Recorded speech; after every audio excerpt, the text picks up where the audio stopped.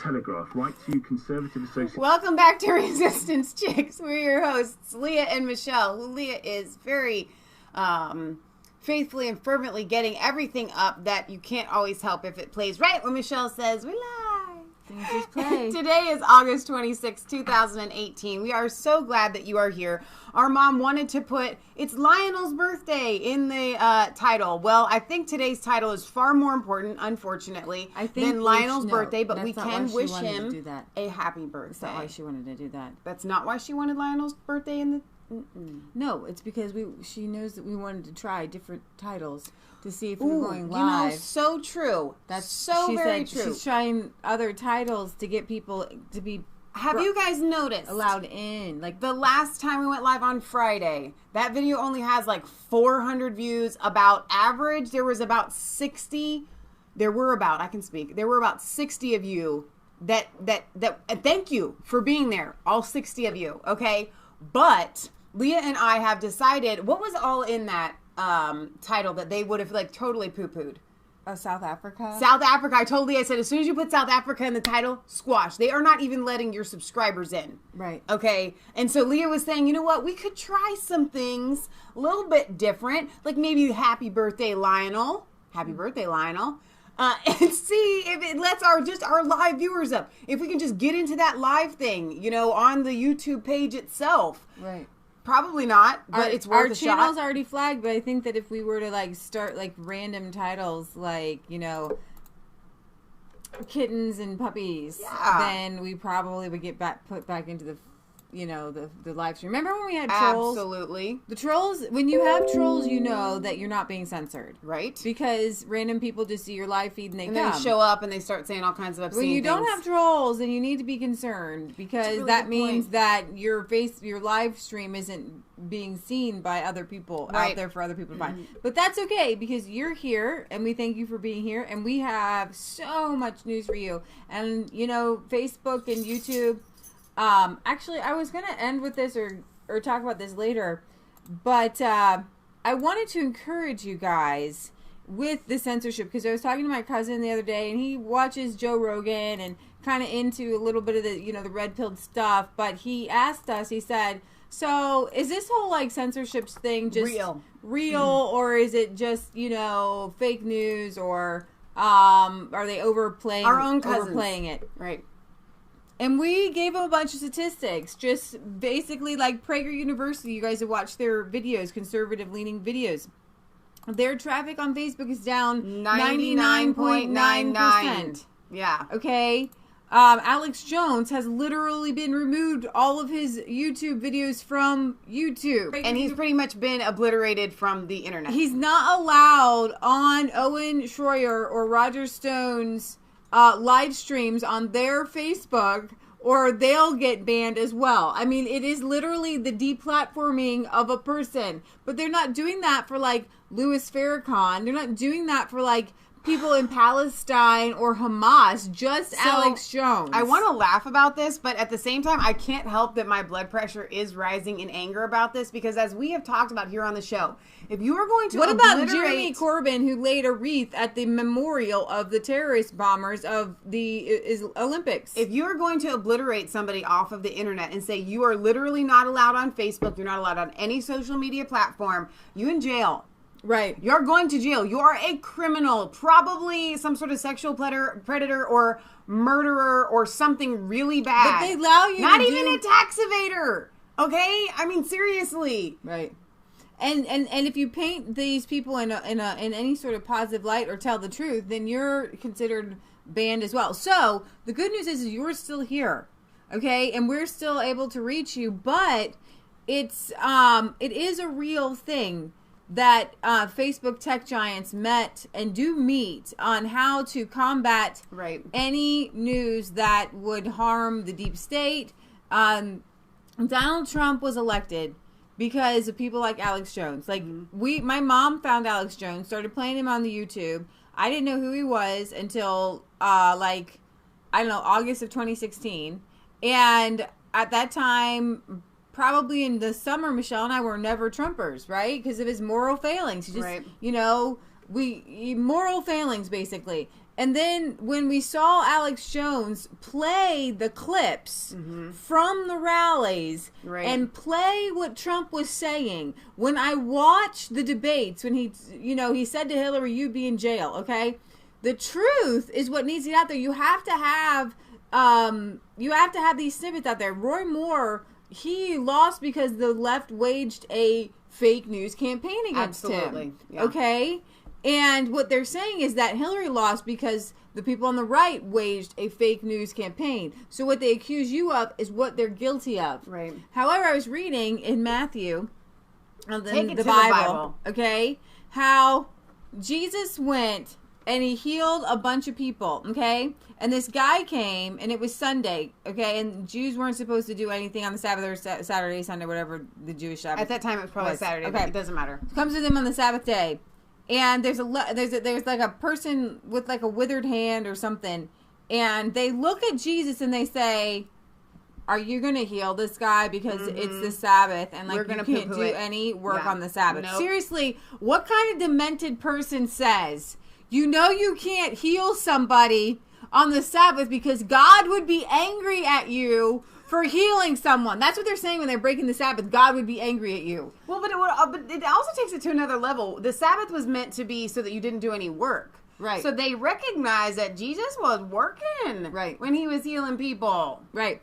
So Jesus is just like, whatever, stretch forth your hand, and he heals the guy's withered hand. And then they all be like, "Oh, I cannot believe he did that." And then they plotted to shut him up because he was healing people. Right. He was setting people free. These Pharisees and Sadducees were supposed to be representatives of God, just like our political leaders are supposed to be rewarding good people and punishing evil people, but they're not. So you really have this hierarchy of religious leadership in the government that is looking at people like Alex Jones or Milo, and when they're healing people by red pilling them, by saying, "Hey, you know what, maybe don't put your kids in public school because they're brainwashing machines," or "Hey, maybe socialism and communism isn't the way we should be taking our government."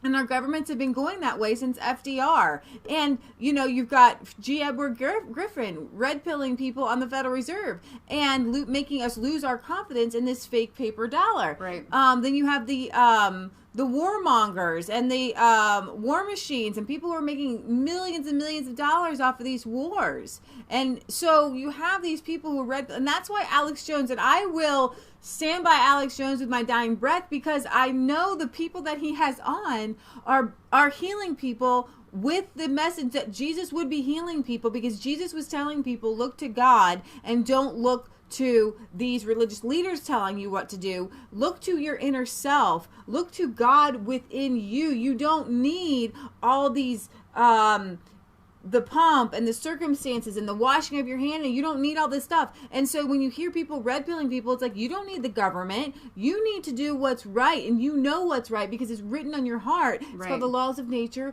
and nature's God. Yes, you have a right to defend yourself. Yes, you have a right to a Second Amendment. Our founding fathers already put these things down, and so people don't understand that Christianity, what Jesus came to do, was red pill people. Get them free in their minds. Jesus said, I came to set the captives free. Captives to what? Captives to this religious leadership. Okay? And so Christianity, the reason our country is so great was because they used our founding fathers used these principles of Jesus. Heal the sick. Open the blind eyes, set the prisoners free, have liberty and justice together, justice for the abused, justice for the weak. We were talking about abortion, right? It's justice for the weakest of all people, okay? So these like, you've got Lila Jones on Twitter, who is this pro-life group, and she is barred from advertising, but Planned Parenthood, who kills and murders babies, can advertise. Well, not only can they advertise, but they have all the funding from the government that they could want. And our government goes after the guy who went undercover to show you that Planned Parenthood is literally taking baby arms and baby, livers and selling them and making a profit off of them. And he's the one that is being prosecuted and not Planned Parenthood. Okay, so what I'm saying is that they wanted to start. The hope is that You didn't quash Jesus. The whole world became Christian. Exactly. It was not successful. You cannot. We're on the winning side. You can't quash this red pill message, you guys. You're on the winning side. The truth will win the truth out is the every truth. single time. You will always win because you're setting people free. Absolutely. And we have the voice, and I'm telling you that's why I want to also encourage you to get on your knees because communism took over because they didn't rely on the gospel of Jesus Christ to quash the atheists and the Bolsheviks. You need the power of God to destroy these people. Right. So speaking of religious leaders, we are going to get to later in the show the accusation against Pope Francis that he knew about the sexual abuse. We are going to get to that. Before we do, I want you guys to already set yourself up in the chat. I love you all. And I'm not going to say this as harshly as I did the other day when we were talking about circumcision. I would like it very much, and if you appreciate our show, you will do what I ask, if it would not turn into a Catholic and Protestant debate. I don't want that in the chat. I really do not want that in the chat. I don't want to hear any of that. I don't want to hear it on either side. Now, see, but here's the thing. I'm the other way, guys. I am free speech.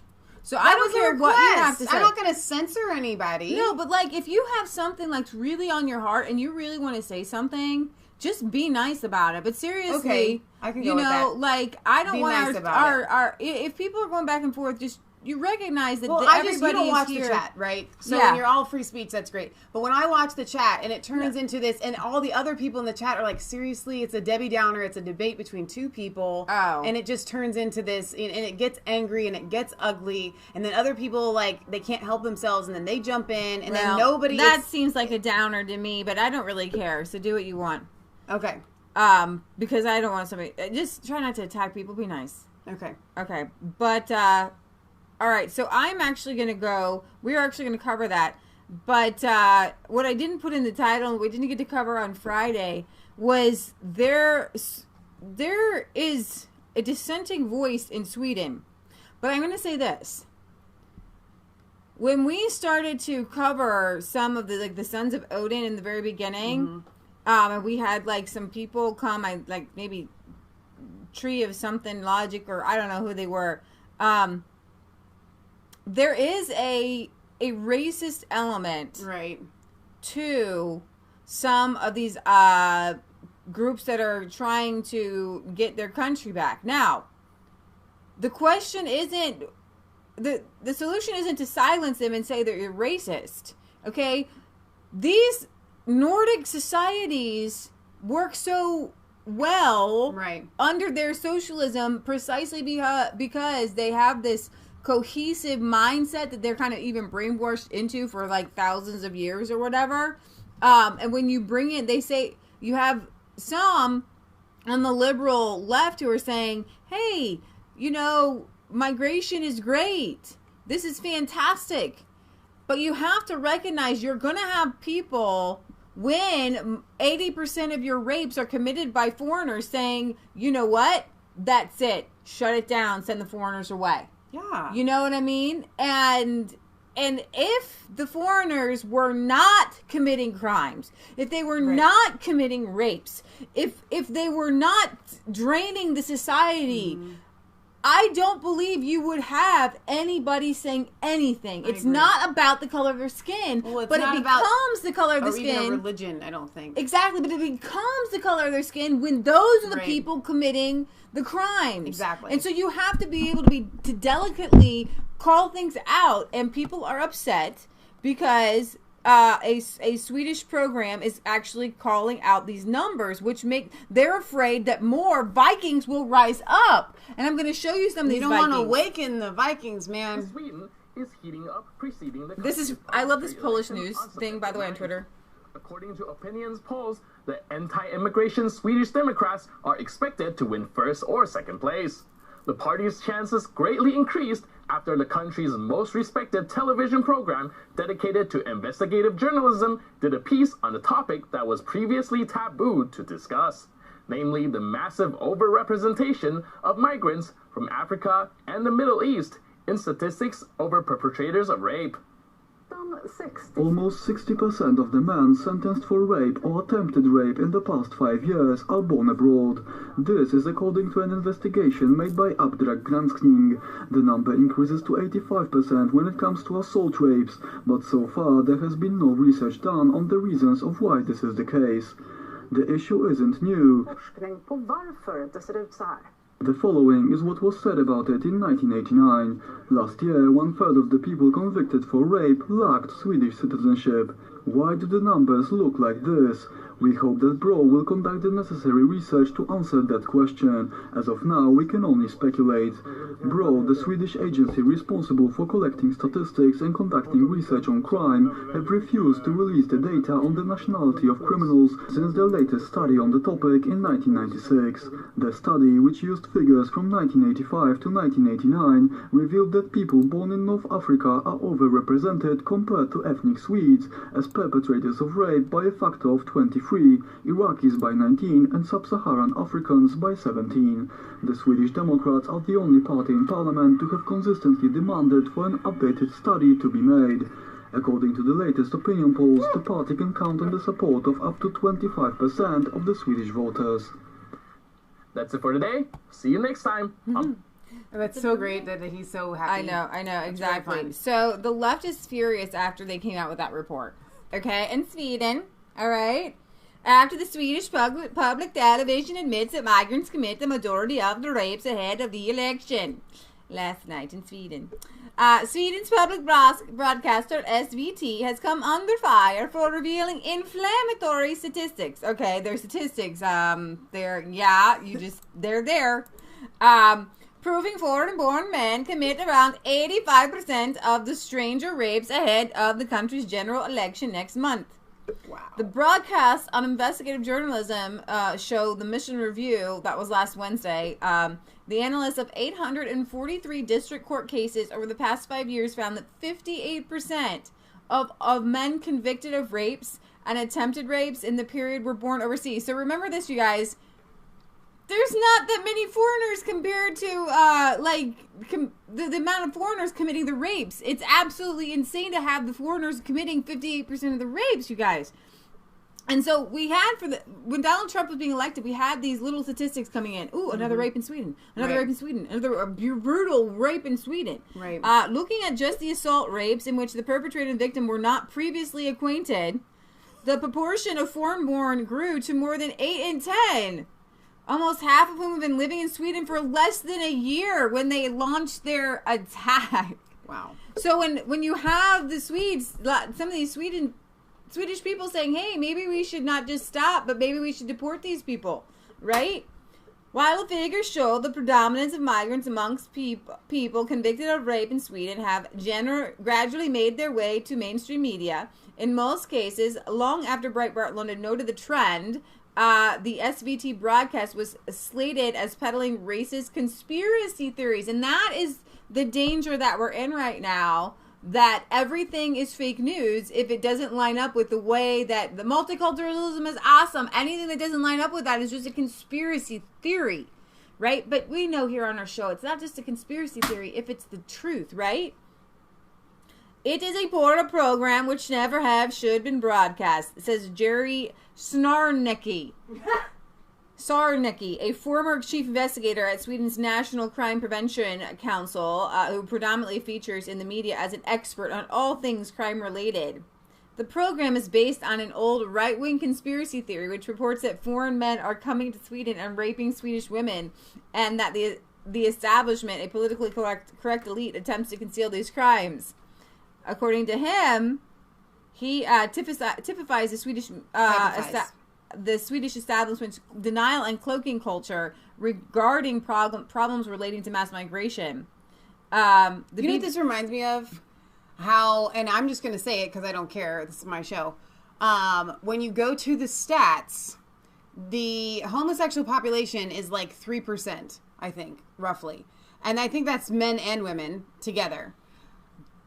The amount of molestations that take place are committed by like I think like 80% homosexual almost when you really look at the like boy on boy stats. That's when I take into consideration. A lot of you could disagree with me on this, but I'm right. If a man molests a child, it is homosexual pedophilia. So when you include that, it's ridiculous. You have 3% of the population committing this wide range of, I should say male molestations. Excuse me about that. The female is separate, but the male on male, or the male molestations, it is homosexual men, literally, that claim women to be homosexual, versus heterosexual men. So the stats are 3% of the population committing a massive amount of these crimes. And so that's what we're seeing here. But again, even in that, you are not allowed to talk about it. You're not allowed to say that, because everybody wants to say, well, no, pedophilia is its own separate thing. These people, they literally are homosexuals in their everyday life committing these crimes. Right, exactly. So you've got this dual personality going on. And actually, we're going to cover the abuse. But many bishops are coming out in the Catholic Church saying, we have a homosexual problem. And Chris Holman and Kelly cover that extensively on Chris Holman's channel in the last bishops there's a lot of bishops. You have these two mindsets within the Catholic Church. You have some that are saying it's okay to be homosexual in the priesthood. Right. But then why is it not okay to be married in the priesthood? Because they're saying that it's okay to even be out and out homosexual, where they're saying no. And Matt Walsh did an article on this. The Catholic Church has got to purge, do a giant purge. And if some people who are perfectly innocent get wiped up in a purge, to protect meaning children, you lose your priesthood to protect children, then that's what needs to happen, because you need to be part of the solution and not part of the, well, we don't want to punish any innocent leaders in this. Right. That's not the way it works. You're like, no, if I'm part of the problem, I actually had it. And then it was pink. It was there. It was back. I saw it. But it was pink. We're gonna get better technology soon. We're gonna be all set up in the basement. It's an HDMI cable. If you guys are at all familiar, no, because you'll always take your laptop away. At all familiar with HDMIs, I just know the setup for it, because like I hit it all the time right down here. Yeah, it's like not. You know, we could bring it down under. Well, not now. Not now. Let's try it. We're gonna make it happen. We'll do it last time. Thought. But I don't. I need to read my thing. Read it from here. They don't need to see it. You can read try. Your thing. Yeah, HDMI. Love HDMI cables. Michelle's gonna try to bring it down through there. I'm gonna get it. Okay. So actually, that was my thought. But I'm going back to Sweden. This is from the Daily Caller. Critics and observers argue back and forth about whether Sweden is, in fact, the rape capital of Europe due to the mass migration into the country. While new information released this week seems to put that debate to bed, no, now it doesn't reach. Now, I wondered about that.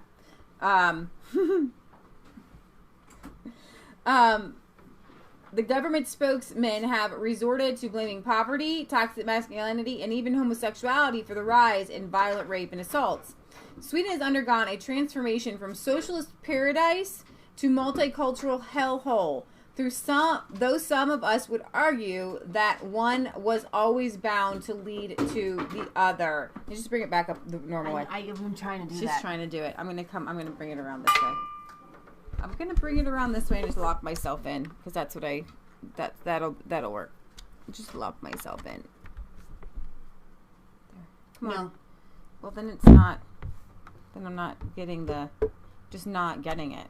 Right. Like it's not answering the call.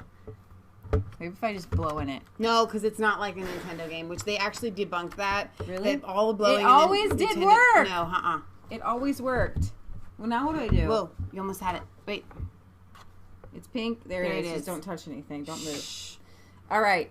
So this has caused consternation as figures ranging from academics to the President of the United States have used the nation as an example of what not to do with mass migration.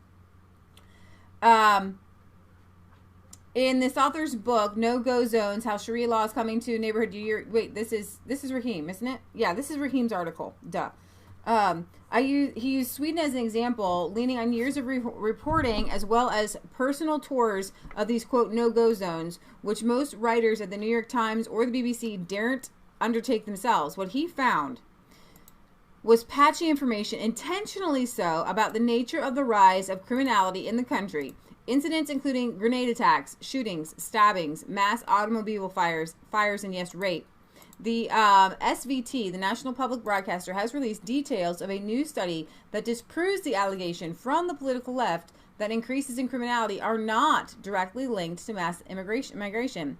In the report by the broadcaster's investigative team, it was revealed that 58% of convicted rape or attempted rape suspects were born abroad. Wow. This figure does not include those of foreign origin born in Sweden.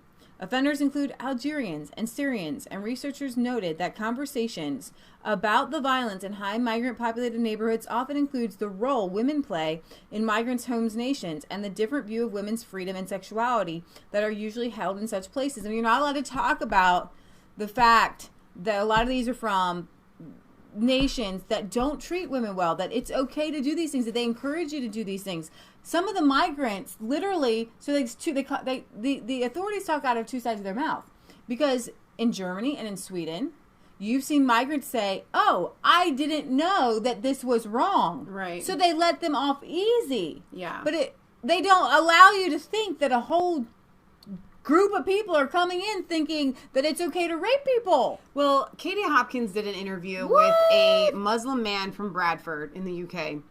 And I was fascinated by the entire interview because it was not an interview where you would think it didn't go where you thought it was going to go. He literally, his family came many, many years ago, and he has a different view. Right. He has the view of Muslims that most of us would love if Muslims were. Right. The way we view Hindus or something like that. Like, okay, Buddhist. This is just a separate religion. They do their thing. They're nice, peaceful, everyday people. We like them. We get along. That's his view of his religion. And I'm okay with him having that view because that's probably how he is. I would feel totally safe and fine being around him.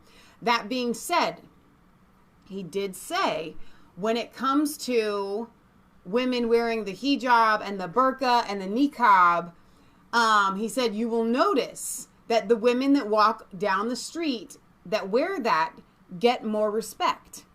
And he said it in a way that says we respect those women. I respect them more is the way that he was saying that. I respect women because they are saying that they want to protect the men from having to lust after their hair, bodies or their hair or whatever. And he did say, and this is what I would consider, in my humble opinion, one of the best Muslims that we could look to and say, okay, they're pretty normal, they're all right, even amongst this guy, these types of people. Best of the best. He literally still said, because when the women are scantily clad and wearing the short shorts, how are the men supposed to help themselves? Help themselves from what? So it is ingrained in their culture. And this guy had it sounded like a Yorkshire accent to me. I don't know where Bradford is, but that's what it sounded like to me. So he literally had a UK British accent through and through. Okay. He's been there since he was a kid. And yet he still holds to the belief that the women that cover themselves up are to be more respected because they are helping men from themselves. But see, here's the thing.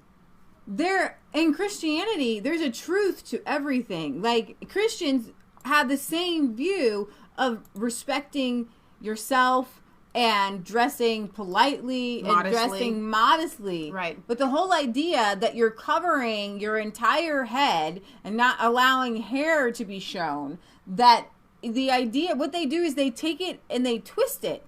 Like, they make it so weird and so diabolical, opposite of like anything normal. Right. Like, you're literally talking about covering somebody from head to toe and not seeing any part of their bodies, and it literally makes no sense. And I wonder if he would agree that women should be in the home not leave the house. Right. Not even, like, hey, I want my wife to be a homemaker, and she, takes care of the kids, and sometimes she feels like this home is a prison, but girl's got the keys to the minivan, go anywhere, she just feels trapped, right? Like in these communities, like these women are literally stuck. Yeah. And they're not supposed to go anywhere. And you can't run around and play with your kids in the hijab and all this craziness. And she addressed eating in public with the, like the niqab, like the whole thing, and she's like, how are they supposed to eat spaghetti? I mean, she's like, I've seen them try. And he's like, no, they have ways, they know what they're doing. She's like, it's horrible, it's awful, it's weird.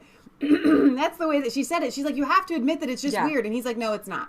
I didn't actually, Justin Hughes sent me that. I watched part of that. I didn't watch that part. I'll have to bring it up so that people can see it. All right, so in Sweden, they're blaming it on toxic masculinity rather than a mindset that people are taught this in their home countries. Now, I want to play this video for you because just watch. With the general election on the horizon in Sweden, the battle for power has moved to the streets. Earlier on Saturday, a party called the Nordic Resistance Movement held a rally and was met with an opposing crowd objecting to, quote, the Nazis marching in central Stockholm. Well, the leader of the movement has been open in his praise for Hitler, as Maria von Oschner reports.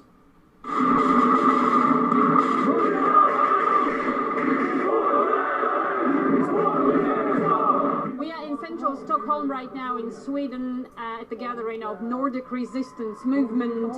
It's a pan-Nordic organization, but here in Sweden it's also a political party, and they are running for the upcoming elections here in the country, and they said that this gathering is a chance for them to make their message heard. Our message today is that we want to take back the country from the traitors in the parliament. Between 20 and 30% of the inhabitants in Sweden is non-Europeans. Between 20 and 30%. It's already too late for just to stop the immigration. We must kick them back.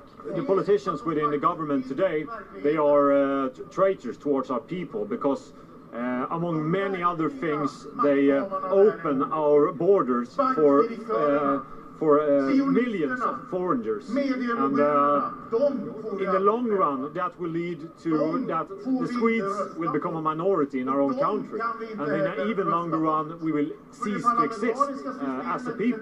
Just meters away from where Nordic Resistance Movement is gathered, there is another gathering.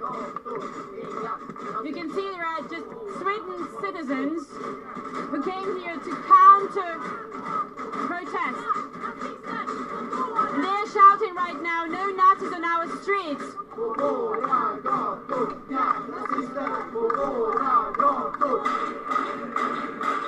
Why did you gather here today? Because we're against this. We're against the Nazism and racism, and so, yeah. And we think this is really, really awful. This is happening in Stockholm now. They are talking about a closed society, but they take their chance in an open society. It's quite incredible. I just had a chance to speak to the leader of the Nordic Resistance Movement, and he told us that Hitler did a great thing for German people. Hitler was definitely a very, very good person for the German people, definitely. He freed Germany. It's disgusting, and I would say that I'm almost lacking words. It cannot be legal to say that Hitler was a good guy. I mean, that must be cause for the police to intervene. What Hitler did, he took 95% of my family, he gassed and burned. Sweden is going parliamentary elections in 2 weeks, a hot time for any country, and as they say here, everybody wants to be on the streets these days to make their voice heard. Maria von Oschner, RT from Stockholm in Sweden. And as mentioned in her report there, another rally was held today, a march by workers' unions. And to find out more, do head to Maria von Oschner's Twitter feed and for updates too from Sweden ahead of the election.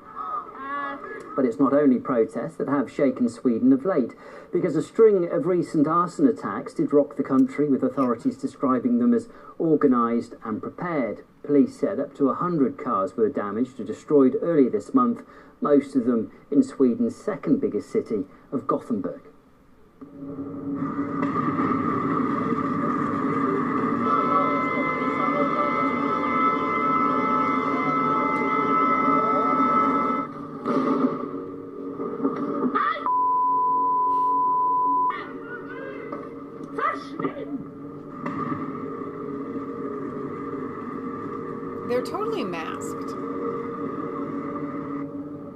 Well, police have so far arrested 3 suspects, although any motive behind the attack is unknown. Some media reports and politicians have shifted the blame to the right-wing Social Democrat Party, claiming that such an incident would benefit the party's anti-immigration stance.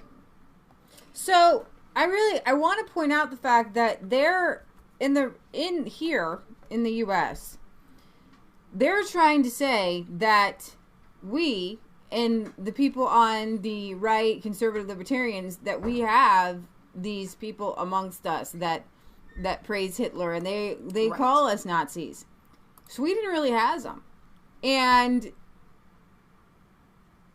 why does Sweden have it openly? I have to laugh because it's literally like I'm a flat earther, right? Like that's like they're literally like denying everything that you can see with your eyes and ears. Like, seriously. I don't even know where they get this propaganda, but I'm going to interrupt your thought there. Let's keep in mind that the Swedish public school system is totally whacked out. I mean, they indoctrinate their kids so I don't know if they're getting this from their... completely the same. Are these right-wing, listen to me, even though I'm buying into it. Are these crazy nut jobs? Remember, Hitler was a Nazi. He's a left-wing nut job. Learning this from their parents, or are they learning it at school, or is it societal? Where are they getting these ideals? Here's the thing. What you have here, when you have somebody who's anti-migration and pro-Hitler, they're left-wing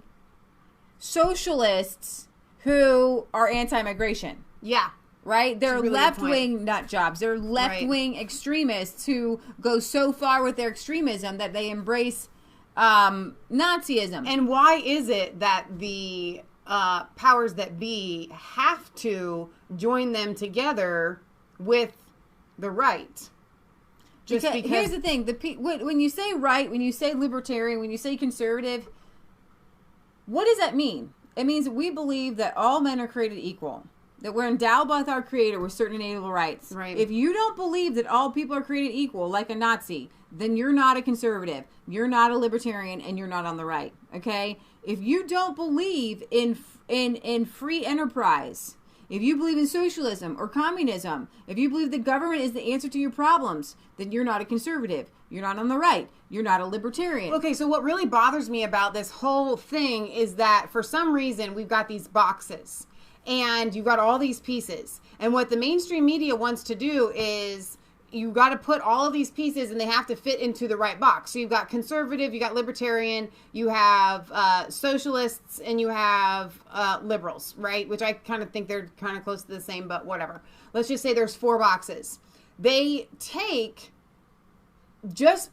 immigration as the primary deciding factor of what box you go in, and decide, okay, the Nazi people don't want the immigrants or migrants in their country, so they get grouped together all over here, and now you're with the right wing. What's interesting is, why don't they actually just take us and put us on the left? Why don't they take the right wingers, right, that are anti-migrants coming into our country, and say, you know what, they're these left-wing nut jobs. You know what I'm saying? Because it's that level of insanity. It is a level of insanity. But what you have in Sweden right now, you don't have somebody who's giving these people direction or answers. Right. So this is the result of people who don't have direction. They don't have answers. And so if somebody comes up and he starts to say the things that you are believing, who's also a psychopath. Right. Unfortunately, I don't think all those people that rally know that guy said that. He may not represent them. She did say he was the leader. Right. Right? But they may not all know that he feels that way. Although, didn't their shirts have a Hitler on them? I don't know who that wasn't. A Hitler, it was something else. But here's the thing. You have a male desire to be strong. And literally you had all these strong males on one side and the weak women and the older people and the gay people on another side. Right. And literally it's tearing the country literally in half. And you wonder why nobody's making babies. Right? Because they're not attracted to each other. There's no attraction there. Because this is our show. Can we just talk about the Kings Island thing? We're moving on. No, let's not. Fine. Okay, let's move on. She's my big sister. I do everything she says. I know. Nearly 1 in 3 crimes in Italy committed by foreigners. Italian figures show a substantial rise, and you've got crazy people in Italy too coming up. Pedro Gallery. Here she comes. She needs a theme song. Yeah. Yeah. I just have a question that in Charlottesville, we all know that the leader of the white supremacists was actually a plant of Obama and the CIA. Correct. And he was the leader. And so he said all this white supremacist stuff and even said it at his rallies and videotaped it. So these white supremacists would look evil and like there's mass amounts of them. Right. And made everybody on the right look like they were white supremacists. When it was all staged and set up, is it possible that this was staged and set up? I think you're hitting the nail on the head. I was thinking the exact same thing. Because what you do is you have the one person. How is he allowed even to speak in Sweden? Unless he's a plant. Yeah. Mama Q to bring the truth. Right. So in Italy, figures show a substantial rise in the number of crimes committed by foreigners who now account for 31.9% of criminal suspects, despite only making up 8% of the general population. The new figures, which were released by the Italian Interior Ministry this week, reveal that in the first 6 months of 2018, foreigners made up 31.9% of criminal suspects, up from 27.4%. Foreign suspects in specific crimes are also on the rise. Sexual offenses, the number of foreign suspects has increased by 5%, thefts by 5%, drug crimes by 5%. In 2016, the Italian group had released a report predicting that an increase in immigration would lead to increased crime. Duh, but you're not allowed to talk about it. One of the main concerns in Italy has been the influx of Nigerian criminal gangs who have established themselves in towns like Castel Volturno, where drug dealing and prostitution are rife. So you've got these gangs. But the good news is that Salvini and a lot of these guys they're not having it anymore. They're done. They're not Nazis. They're not weird. Good news is there are leaders in Europe who are standing up. Right. Okay. But I do believe that these crazy Nazi people are like plants, and it makes everybody like their whole stomachs churn. They're like, what do we do now? You know what I mean? Like, I can't even stand next to you. You're so disgusting. The German president declares there are no native Germans. We are a nation of immigrants. Speaking of which, as you were talking about all of this, what keeps coming to my mind is this idea that nationalism is a bad thing. That our leaders like Salvini, being a nationalist, wanting to put their countries first, Trump saying put America first, make America great, that is somehow a bad thing. Because I have to tell you something. It's like the king's new clothes. Because if you are not putting your country and your people and your nation first, and here in the United States, we can do that on a micro level. You guys can do that in the UK, all around the world, with your different representatives. I want my representative from Ohio to put Ohioans first when they go to Congress, when they go to the Senate. And I want my president to put my country first when they go to the world platform. Okay? There is absolutely nothing wrong. And in fact, it is noble, it is righteous, it is the right thing to do to put your section of people that you represent first. That's how this whole thing of being a representative works. And instead, we have all of these national traitors like Hillary Clinton, like Jeremy Corbyn, that are turning their backs on their own nation. And that is what is unfortunate. Well, so it's really funny. Like, America is a nation of immigrants, right? And we're a brand new nation. But we all grew up saying, I have Swedish in me. I have German in me. I have English in me. Or, I'm from Africa. Or where are you from? Where are your where's your DNA located? Where are your people? Because you guys, for thousands of years, there wasn't huge mass migration. People just kind of stayed, and and so you're like, I have French in me. I have Holland in me. I have all these different things in me. And we are a nation of immigrants, and they're trying to turn everybody into this multiculturalism, and it's just... You're not allowed to be proud of what makes you unique. America is great because everybody's like, hey, where are you from? Hey, where are you from? You know, and it was always like a fun thing. But now it's like not even like there's no Germans, there's no half or whole Germans, no biological or new Germans. Speaking at Berlin's Bellevue Palace, where a small group of people with Turkish heritage had been invited to share their views on immigration, integration, and, quote, xenophobia in Europe, the German president strongly denounced the exclusion of and discrimination of people with against people with foreign roots. The permanent suspicion of immigrants, no matter how long they have lived in Germany, is not only harmful to the individuals, but it is a cause of shame for our country. That was a little French, sorry. President Steinmeier, who serves as a largely symbolic head of state, while Chancellor Merkel is the head of government. That was good French. Racism and discrimination violate human dignity and blah, blah, blah, blah, blah, blah, blah, blah, blah, blah, blah, blah. Donald Trump had tweeted out in June, the people of Germany are turning against their leadership as migration is rocking the already tenuous Berlin coalition. Crime in Germany is way up. Big mistake made all over Europe is allowing millions of people in who have so strongly and violently changed their culture. But I guess there's no Germans in Germany. Don't worry. No, you're nothing. You're a nothing burger. You're nobody. You're nothing. There's nothing special about you. Nothing. You know, my mom would always say, hang on, Zoe tells me that on that shirt they were wearing the Tyrone. They have appropriated it. Tyre is the god of war, loyalty, and justice. It has nothing to do with hate. Thank you, Zoe. I don't think most of those people there are Nazis. I think they're just caught up in a stream, like the Charlottesville thing where it said unite the right. Hey, this is an anti-migration group, and they're rising up to protect their country, and then what is this anti-Nazism? What is this? What is this going on? I am anti-Nazi. Why are you pro-Hitler? I don't understand. I want to be anti. I want to be anti-Nazi. You can't say want. Can't I just be anti-rape and anti-Nazi at the same time? Why do I have to be pro-rape and pro-Nazi? I don't understand. But can't I, it's so weird. Why can't I be anti-pro? Why if I'm why if I'm anti-rape do I have to be pro-Nazi? That's the boat that they are putting people in, right? Exactly, yeah. If I'm anti-crime, why do I have to go with the Nazis over here? They force you in there. They literally shove you over there. So migrant smugglers with a president and a prime minister organizing violent attacks on Spanish border guards. Did you guys see a bunch of those videos going around on Twitter? Criminal people smugglers with their own president and prime minister are training masked bands of African migrants to attack Spain's borders with Morocco in exchange for money.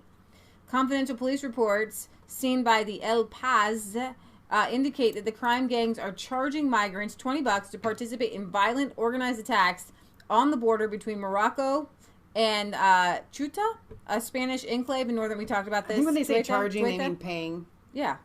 Paying, yeah. Charging would mean you have to pay a bill. They're charging them. That's how much you pay. They're not making them pay to do violent attacks. I don't know. I think it means they're paying them. That's what I'm saying. The police, you're right. The police reports suggest that the traffickers send out scouts to inspect the border, collect updated information on the security measures, and then they send these huge bands of people to rush the border. I wanted to see if that's this pretty particular cheap, $20. Yeah, I think Soros pays more than that. I'm sure that they do. There was gangs train African migrants to storm the Ceuta border for a 16-pound fee. I wanted to get some video. There are videos of migrants in the Spanish border. Let's see if I get that. I didn't show you guys these videos that have been going around. The last place you can find Alex on Twitter. Yeah. Where the 200 migrants reportedly scaled the razor wire border fence into Spain. This is from the 22nd. Where they all kind of look the same, chanting victory in the Fula language.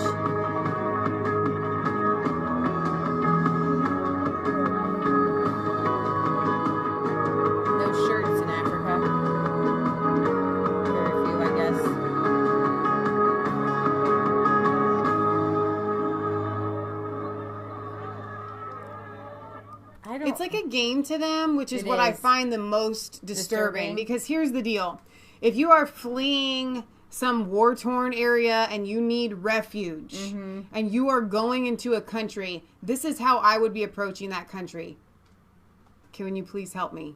I really need help. Can you help me? Like, it would be a humble thing. It wouldn't be like that.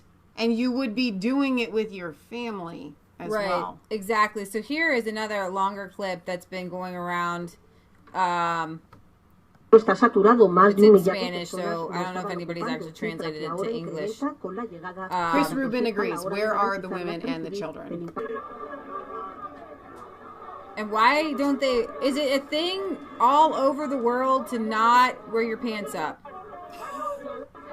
Like, really why do all people... Why is it like... Why? I don't understand.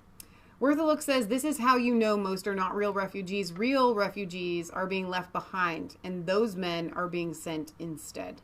Well said, Worth a Look. They're storming the borders. They're attacking police. They're chanting victory, victory. And there's...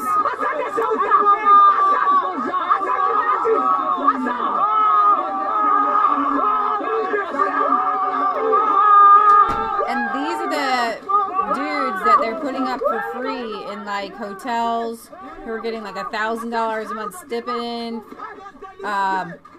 This is cannot be a thing. Like this can't be a thing. Patriot Gallery. Just to bring some common sense, because we all have feelings, we all have emotions, and stuff like that. We need to put some definitions to things. A government is not a charity. A church is a charity. When these people are forcing themselves on your borders, who forces themselves on your borders to come in? An enemy. An enemy will overcome your borders. An enemy will overcome your defenses. Exactly. Even if they're physically overcoming Spanish defenses, then they are an enemy attacking you. This is an attack. They should all be in jail or deported. Why is it that if you get over the border, then you're suddenly... Well, you have to realize the government of Spain allowed this. Yeah. They have tear gas. They have water cannons. They have ways to get these people off their borders. Right. Easily. Rubber bullets. The Spanish people are not defenseless. But they are. They can easily... by the EU. Right. They can easily defend their borders. Right. That's why they have the fences, but the fences look like they're just a facade. They are. They want these people. But then you ask, okay, what is the government for? People enter into governments for protection of their land, of their property. Right. Now, if somebody charges your borders, enters your land, and the government says, give your land, give your property, give your hotel to them, then your government is no longer your government is the enemy. You just have to think clearly, and you got to think, what is a government? A government is not a charity. And so socialism and communism kind of takes over when you have these welfare problems or social problems. That's what a church is for. So your government has become a church. Well, but it's an enemy if it takes from you and uses a gun. Right. If your government has an army, and if you do something, they're going to throw you in jail. Right. Your government is the enemy, and it's acting like a church. Oh, we're just charitable. Oh, no. The church is a Catholic church, Protestant church with a cross on top. Okay, now in Hungary, thank God, they put crosses on all their government buildings. But they mean it. Right. These governments aren't governments. They're your enemy. I agree. I could not agree more, actually. Today, 150 migrants successfully stormed the border fence between Morocco and Successfully. That's why they're shouting victory. North Africa. Sean says it's 3-year-olds the second time in recent behave weeks better that than a these larger guys. group has managed to cross into Ceuta. On July 26th, more than 600 migrants managed to scale the 6-meter-high razor wire fence. Like last time, many of the migrants suffered deep wounds from cuts in the process. In June, the new Social Democratic government in Madrid promised to remove the razor wire from the fence, but so far, no action has been taken. The migrants were taken to temporary registration centres. The high number of migrant arrivals have made the centres overcrowded and living conditions difficult. As a result, there has been a rise in the number of escapes from the camps. Many of the migrants had visible deep cuts on their arms and legs from the razor wire, but were nevertheless overjoyed with having made it into the EU. Some of them were wearing Spanish and EU flags. According to the UN Refugee Agency, UNHCR, almost 4,000 migrants have crossed into the Spanish enclaves of Ceuta and Melilla so far this year. An additional 23,000 have arrived in mainland Spain using the sea route across the Gibraltar Strait. These numbers amount to a 130% increase in arrivals compared to the previous year. 5 migrants were injured after jumping off the 6... You know what? My mama said that you got to use common sense. And when I see these kind of cray-crays jumping razor wires, I am not surprised when rapes and violent crimes increase. Why aren't we allowed to say, you know, here's the thing, if they come in, like, if they were coming in, they were refugees, they went through the process, you know, there's women and children, they're fleeing Syria, right? I wouldn't be afraid of these people. But these people are insane. These people, I'm looking at them, and the way they're acting is not sane. No. I do not want them in my country. You shouldn't want them in your country. They're not going to become contributing members of society. No! They're not. I think I already reached Stuart the Brit says, Spain has a huge tourist industry. Not for very long. And that is what we are seeing, unfortunately. Did we cover on Friday, and we're not going to do it now, but Paul Joseph Watson's video on Paris? I don't think we did. No, we didn't. Paris has turned into... Do you remember growing up as a kid and you want to go to, like, romantic Paris? It's going to be beautiful. It's disgusting now. It's vile. Like, they have these homeless camps on the streets right there in Paris. It kind of reminds me of what's happening in California. You could probably bring that up if you wanted to. Well, we have a lot to cover today. I can just tell them about it. But my point is, it doesn't matter. All of these beautiful, wonderful countries and cities that we have all wanted. I think earlier Cecilia and Gal had said, I used to want to move to Sweden. I love Sweden. I would love to visit Sweden. I'm Swedish. I don't want to go now. I don't want to go anywhere. I do not want to leave my little hole. We used to want to go to Venice. That was like our dream because it's trip, not but what I don't it was. go. It's not what it was. Like, it just feels icky. Right. All right, so here is our favorite, Nigel Farage, on the shocking mass immigration numbers. Of Deddington, and he is chairman of Migration Watch. I'm going to go next to Lord Green of Deddington, and he is chairman of Migration Watch, former ambassador to Syria, former director of the Middle East in the Foreign Office, an experienced diplomat. Andrew, good evening. Are you with me? Good evening. Yes, I am, Nigel. Good. So, firstly, can you just explain to us how much our population has increased since the turn of the century? Well, it's increased by about 8 million. 8 million. What we've from 2001 to let me reach for the number. 2001. The total increase was 6.6 million. 6.6 million. 6.6 million between 2001 and 2016. Yeah. But what we have done for the first time, I think, is to make the first proper calculation of how much of that increase was down to immigration. Now, some of that is obvious. The number of migrants is known. The number of children who came with them is known. But what nobody had calculated was how many children they had had after their arrival. Wow. Now, these children are not migrants, of course, because they were born here, but clearly they've added to our population.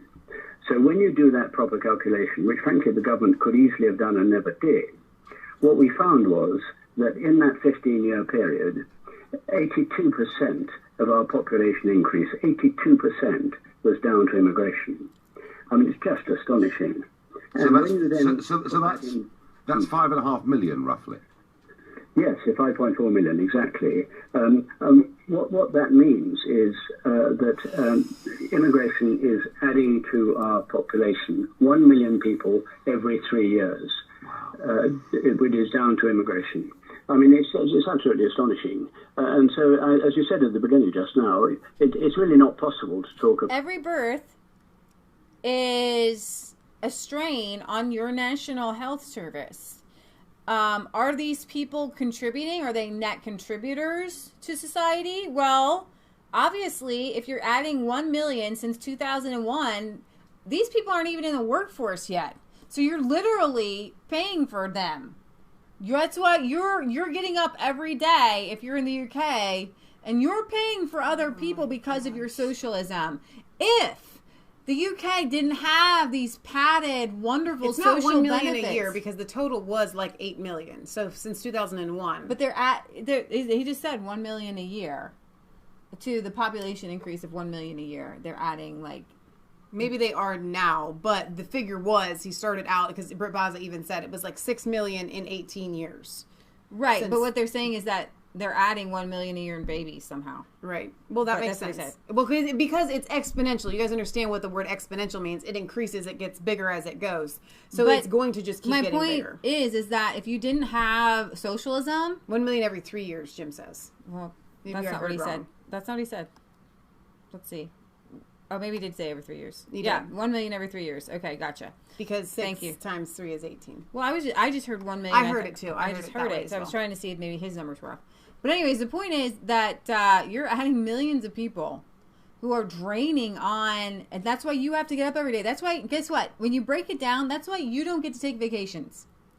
That's why your kids don't get to have the nicer clothes or the nicer shoes, or you don't get to eat out, or you don't get to do all these little extra things that you would do if you had more of your money in your pocket. Right. But instead, you're paying for foreign people who are coming and draining your system. Yes. And that is serious concern. Think about that. You guys could be traveling to America all the time, but no, you've got to work, 1, 2 jobs. You've got to work extra hours just to, I mean, you could afford a nicer house. You could afford a bigger car. You can afford these things, but they're stealing from you. So, okay, I don't want to be the Debbie Downer here, because I don't. I really want hope, because Jesus' hope, God will win in the end. All right, but 82%. I don't know at what point the UK will become a fully Muslim society, but at that rate, it's not that far away. It's really unfortunate. I'm looking at 100 years almost in my mind, just the way, like you know what I'm saying? Than that. Because that's how math works. You already have Sharia enclaves where it's going to get worse and you worse already and have worse no-go and worse zones. and worse. Because the more people that are born there, somebody had said, how many generations until they're not an immigrant anymore? It's just one, man. If your child is born in the UK, they are a UK citizen, okay? You're no longer considered an immigrant. You're not considered an immigrant. And so these people are voters. But the values are different. Like, Britt Baza had sent me a thing, like, could Prince Charles even become king because, he said some things against Christianity, and could he be the defender of the faith? Mm-hmm. And he says, all faiths are the same, and the head of the UK is supposed to be the defender of the Christian faith. Right. Do you not want that anymore? Do you want to be multicultural? Do you want, well, our viewers, obviously, we know how they feel. Do you want to be the defender of the Christian faith, the Western values? Do you want to have women who have their heads not in a hijab respected at the same amount of a woman who has a hijab on her head? If you have Muslim majority, you're going to have Theresa May not respected as the same. If she's wearing pants or we're wearing shorts, like, right. Suddenly I'm not respected because I'm wearing shorts and some other woman wearing a burqa. Do you want that to be a thing? And that is with the good Muslims, like you just said. Yep. They respect. That's the clash of the cultures. So when you sit down and you have a conversation, you literally say a woman who has her head covered from head to toe is respected more, and that's amongst the good Muslims. Right. And so pretty much in the guy that was doing that interview with Katie Hopkins was pretty much saying to Katie, I disrespect you. Exactly. And that's wrong. It's absolutely astonishing. And so, as you said at the beginning just now, it's really not possible to talk about the impact on housing or roads or schools or whatever unless you recognize that a major... By the way, I just had to put this out there. Stormy Daniels in America has become a feminist icon, selling her booty for she's like the dirtiest skank on the face of the planet. I don't know right? if you can use that word. And you literally have the people on the left siding with the dudes who are saying, I appreciate And I respect women who cover themselves from head to toe, and they put up skank girl. I don't think you're allowed to use that word. I think because you grew up thinking it's okay. Skank girl. She is nasty. They use porn stars and they've come together. But why? Because you have this controlling totalitarian mindset on both sides. And it's so absolutely appallingly weird that it makes no sense. That's why sane people like you and I, it doesn't make sense. Why are you putting up a porn star at the same time next to Linda Sauersar? You literally are driving people to a brink of insanity. The cause of it, 80%, 82% is down to immigration. And just to take one example, housing, you may know that we will have to build a new home every 5 minutes, night and day, just to house new migrants. That's the scale of it. Wow. Can you explain to me, Lord Green, and I am completely with you on this, the impact on, and you didn't even mention traffic on the roads, because of course, 2.5 million new car or more cars in the space of the last 5 years is again directly linked to the size of population. Why is mainstream politics completely in denial on this subject? And the denial is that the same UK people, I'm sure, were a part of the 1960s population bomb scare that made it so that, encouraged people to only have 1 or 2 children. Right. But no, that was totally a concerted effort. They knew what they were doing. But they know what they're doing. What if they hadn't done that? Let's go back in a time warp. And you just allowed people and encouraged people to say children are a blessing. Mm-hmm. You've got Kate and William having 3 kids already. And some people are even in the UK are saying that they have reached their limit. Their carbon footprint is too high. I know why all the UK politicians are going this way. They're on the take. Remember that Barack Obama sent all those billions of dollars to Iran? Mm-hmm. See, they're all getting part of that money. Right. Okay, yeah.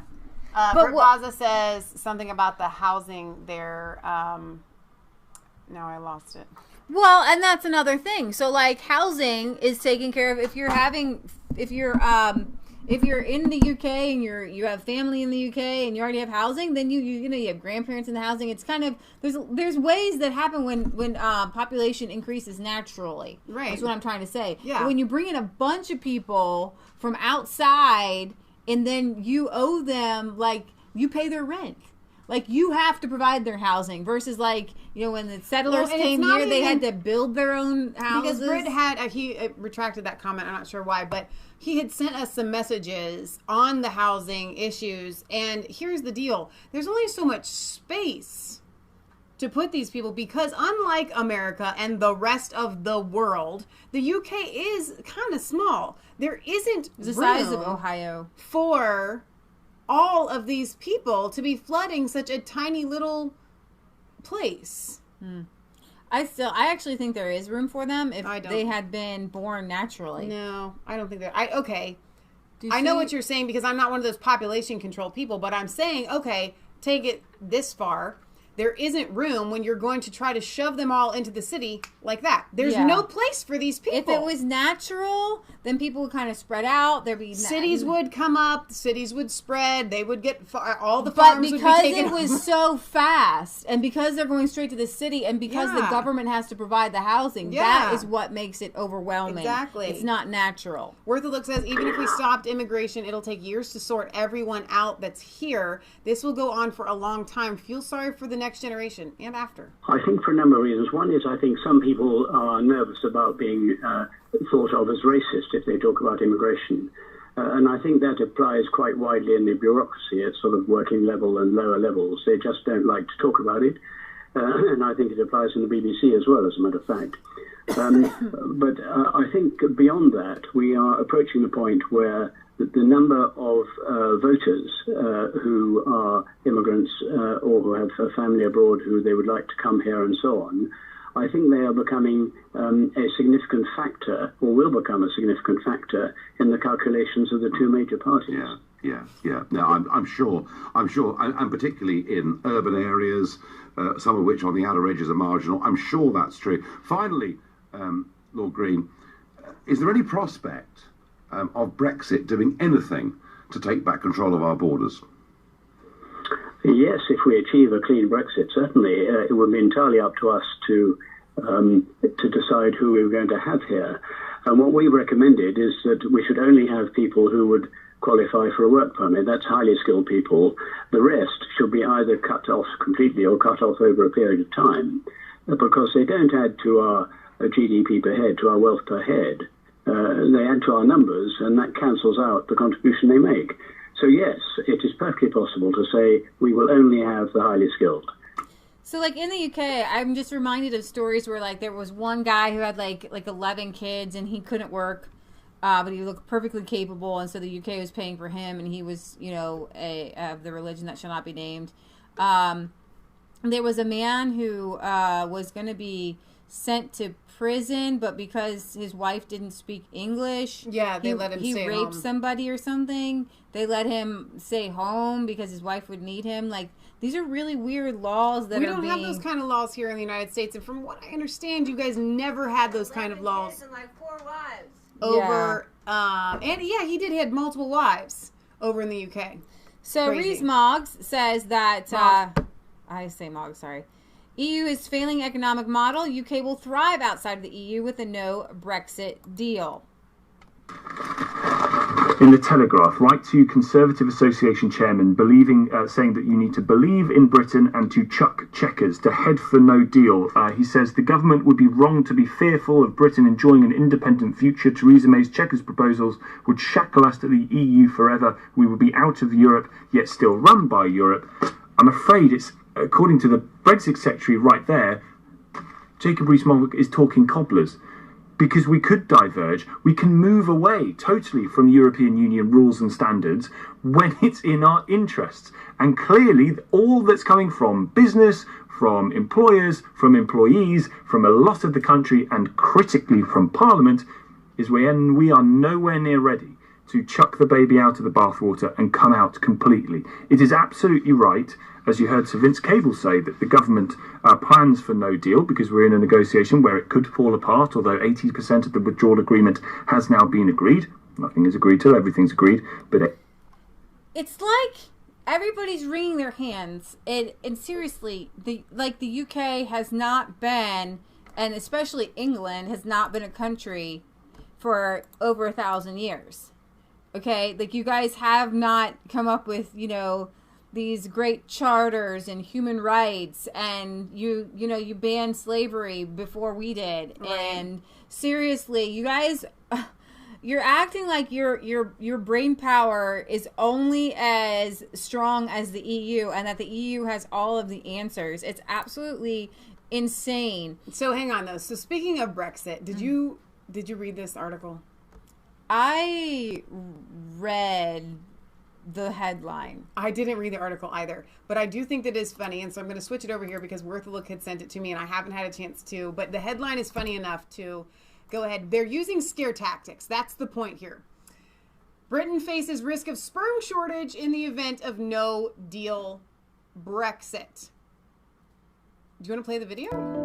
We can just read it. We have no idea. The no deal Brexit risks the UK. The UK imports a large portion of sperm donations from the EU. That's a lot of sperm. If the UK crashes out of the EU without a deal, it will have to. Wait, you have the sound on, so they can hear it probably. No, nobody's saying anything. It's just words. Are you sure? Yeah, along with many other trade agreements. More no deal red tape could mean high credit card charges, slower service, and more regulation. They probably can't even. Hang on. Stop. They can't hear us? They're not. They can read it. They can read it. Yeah. But yeah, the music is too loud. You guys could read that. All right, so I pulled that up only to prove and to show that what they have pulled out all the stuff. No, semiches. Listen, I gotta tell you guys, sperm shortage is the latest scare tactic. That's not a thing. That's not a thing. Here's my question. There's plenty of dudes in the UK. You're not going to run out. You're not going to run out. I think the percentage given Lord Green's numbers are that... Why are you importing other people from other countries? Why not you just raising up UK babies anyways? 18% of the population, right, is increasing due to organic... I just hear myself.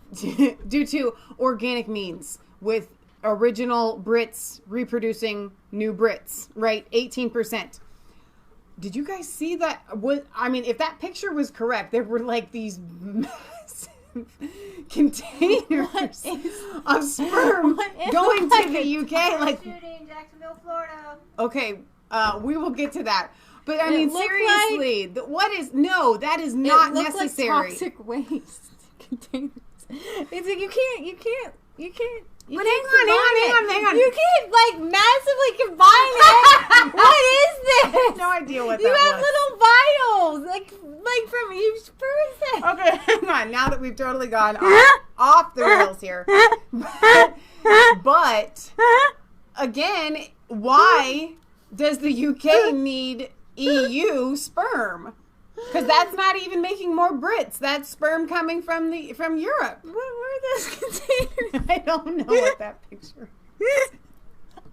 Gallons and gallons and gallons of sperm are being shipped all mixed together. I have no idea what that is. Okay. How you know? Back in. Rein it oh back my in. gosh! Oh How do they obtain it from these people? They just have long lines of people. Okay, see now the chats are just coming back. I've lost it all. Baker Mom says, "Breathe, Leah." Oh my gosh! Oh, I can't even get the gallons.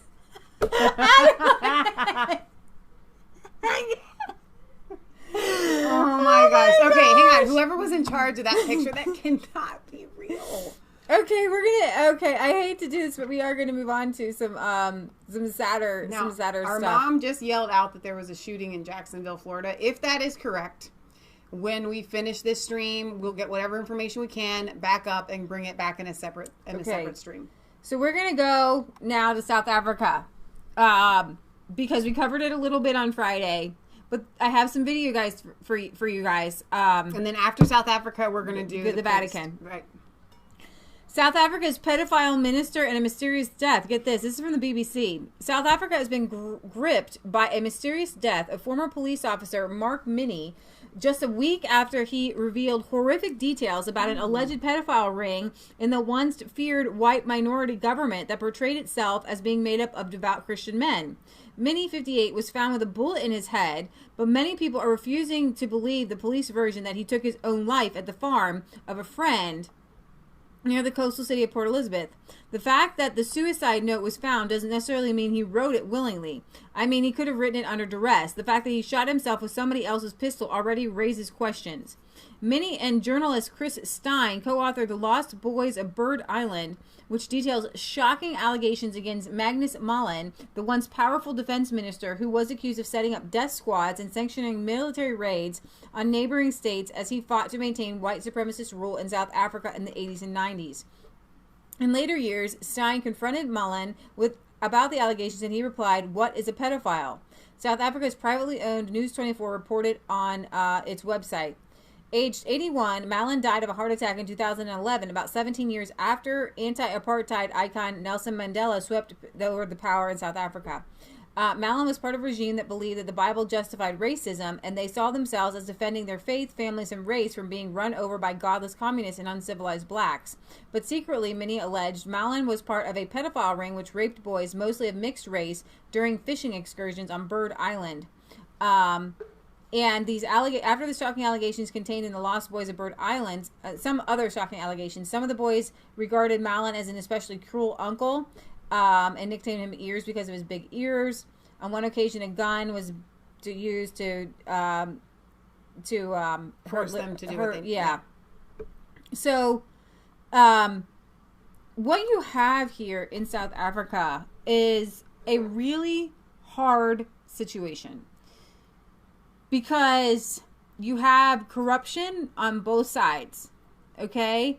And what has happened is the anger has not been squashed. Nelson Mandela went from being Kill the White to Rainbow Nation. Right. It's supposed to be Rainbow Nation.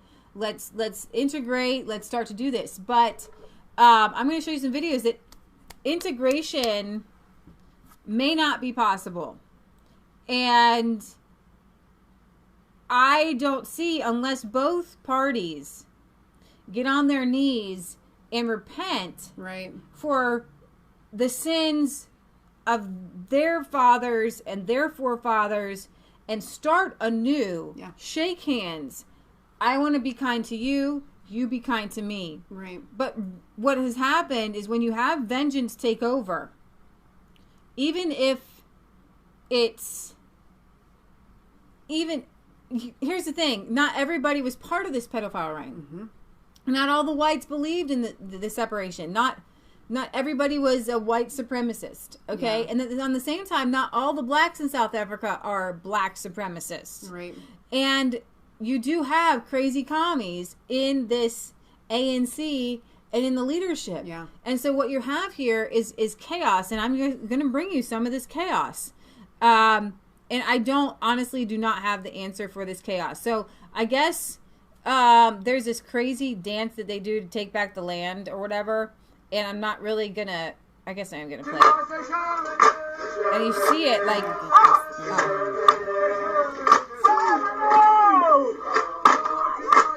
and it's like this warrior dance. But then you've got this, are you ready?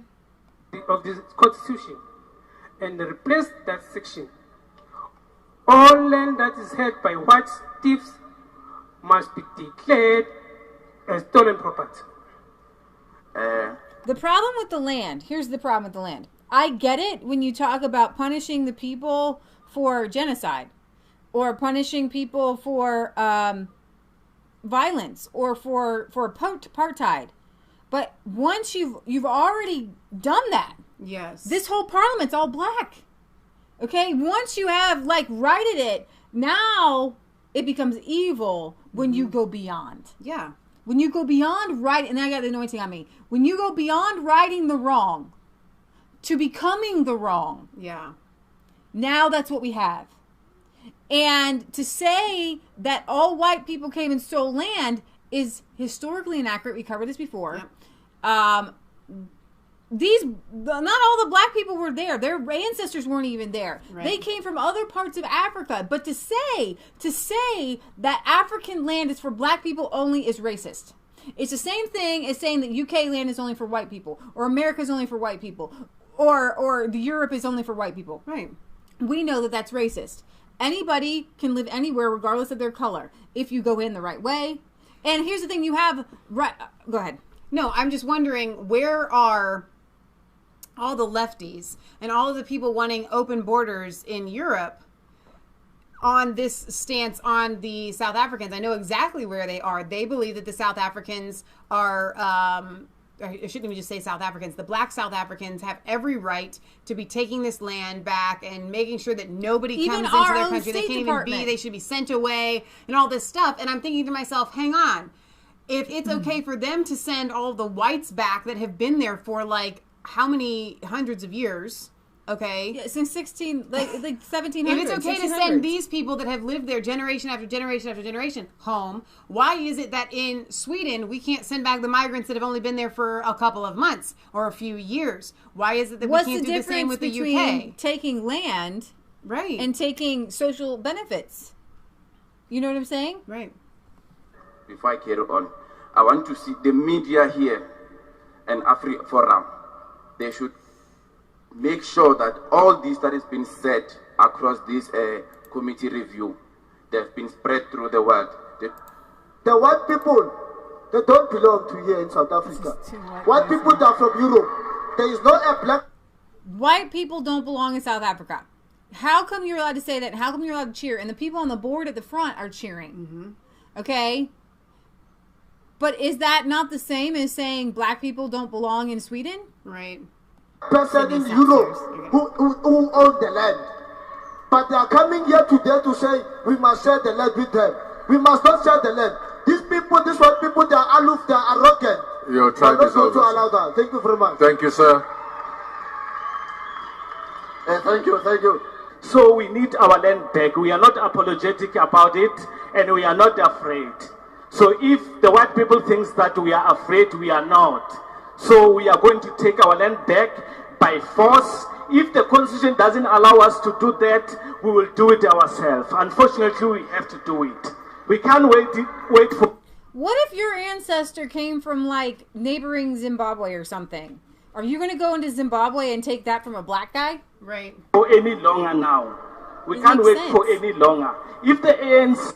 And somebody else on the Alex Jones show was saying, you know, there's different tribes that have conquested different land all over Africa. Absolutely. Do they have to go get it back, give it back? Think that we are playing. We are not playing. So they must come. It's communist mindset, because what they've seen, what the white people have done, what the Boers have done, and it has nothing to do with the color of skin. It has a mindset of agricultural, they're industrial, right. And they want it. They want the stuff. They don't want the land. If they wanted land, they go all over Africa. There's plenty of land. Like all of Africa, like the whole world fits in Africa.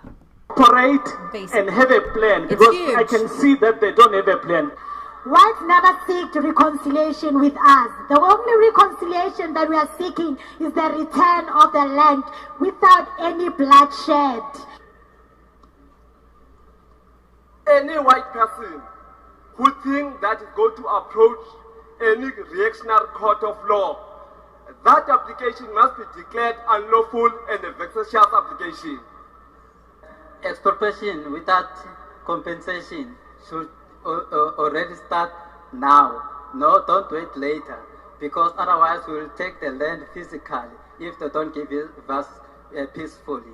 So I don't know if you guys noticed that the guy before the last guy had said that any white person that wants to bring a redress of grievances to the government or whatever, any kind of petition to the government, that application should be denied immediately, meaning they have zero rights in that nation just based on the color of their skin. Where have we seen this before?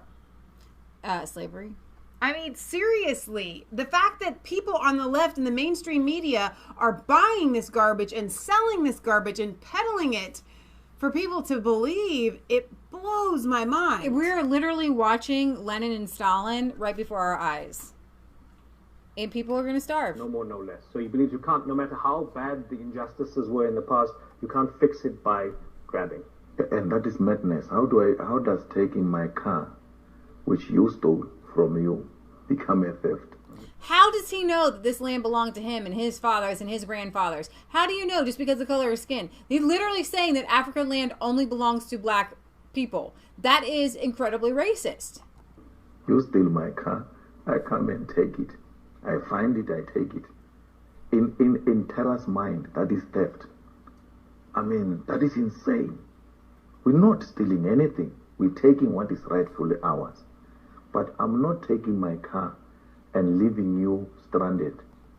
So, like, you know, there have been border disputes for hundreds of years. I mean, Germany and all, you know, France and England, they fought all the time over borders. The borders that we have today aren't the borders that have always been. And so when do you go back to who had it first? Well, and I like to throw in, this is my favorite part to put in, the evolutionist, right?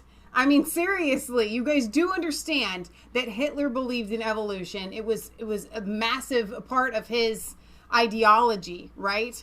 He believed in the survival of the fittest, of conquerors and things like that. Like, listen, if I am strong enough to take it, then I take it. You and I know in civil society that's not how things should be. But if we are reduced to the level of animals, then this is what we get. We get the I can just take over. I can do whatever I want as long. And so that's where the mindset of evolution, if you take it to its farthest, that's where you arrive. It's the same thing with the Palestinians in Israel. When they got the land, some of the land back, when they fought for it, where the Israelites had some settlements and they built all these greenhouses, they destroyed them. They utterly destroyed them. I know. I give you a ride. This is my car. I'm taking it. Without compensation. How are you getting a ride? No. I'm giving you a ride. We're driving together. I won't leave you here stranded. Yes. Why should I compensate a criminal? You steal my car. You want money from me to buy it. You're committing more crime by wanting me to buy from you. But you're going to give a criminal a ride? That was one of the fundamental things in 94, which was, okay, we press reset from Madiba. White people, you've been born into privilege, but you don't bear the sins of your forefathers. Let's work together. You contest that. If I was not there in 1994, I was not there when Madiba clinched deals with those people. Right. If there is any commitment Mandela made with them and then we are going against it, they must go to Mandela. We don't owe them anything. We can't go to Mandela. We have no agreement with them. Nothing. And we're not bound by Mandela's resolutions at all. We're not bound by the decisions taken in the negotiations. We're not there. We are here now. And we are going to chart a way forward and determine our own destiny. Madiba did what he had to do. The conditions then maybe were not favorable for him to do what we are doing now. And we are not Mandela. I think people should get that very clear. We're not Mandela, and we're not going to do Mandela things here. We're doing our own thing now. And that's pretty scary, because I grew up, and Mandela was a hero for trying to bring people together. And he's saying, right, we don't want to come together. Well, what's so interesting is as you watch that guy, his argument is, if you steal my car and I come back and take it, it's not theft. I'm taking what's rightfully mine. And you know what? That argument is so sound. It's so valid. Who can contest it? We have weak-minded people in the United States and around the world that just go, well, he must be right because that argument itself is right. But when it's wrongfully applied, then it's a moot point. But here's the thing. What do you accuse somebody else of is what you're guilty of. You're literally going to go take somebody else's land. Right. So it's not criminal for them to protect it. Now watch this. Iman Tawhidi shared this. White man, all of you must die, like our forefathers. Shot to kill, a bullet. White man, you must die, like a slave. White man, you must die, like a... So just for a minute. I don't know if you guys could understand what he was saying. It was, white man, you must die like our forefathers did. So imagine if you've got, migration and people in the UK are literally going around burning tires and saying, black men, you must die. I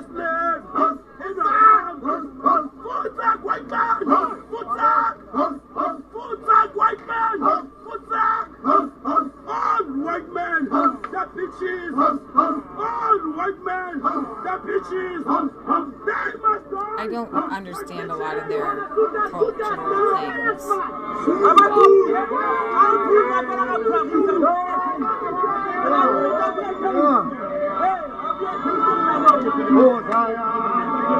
And when you have a political leader that is fanning this flame and allowing this, not only allowing it, but encouraging this mindset, it is very dangerous. So the hope to the end of this story is to go back to Donald Trump saying that he is going to look into what is happening in South Africa, and we can thank Tucker Carlson for that. There's this guy on Twitter, it's BAAS.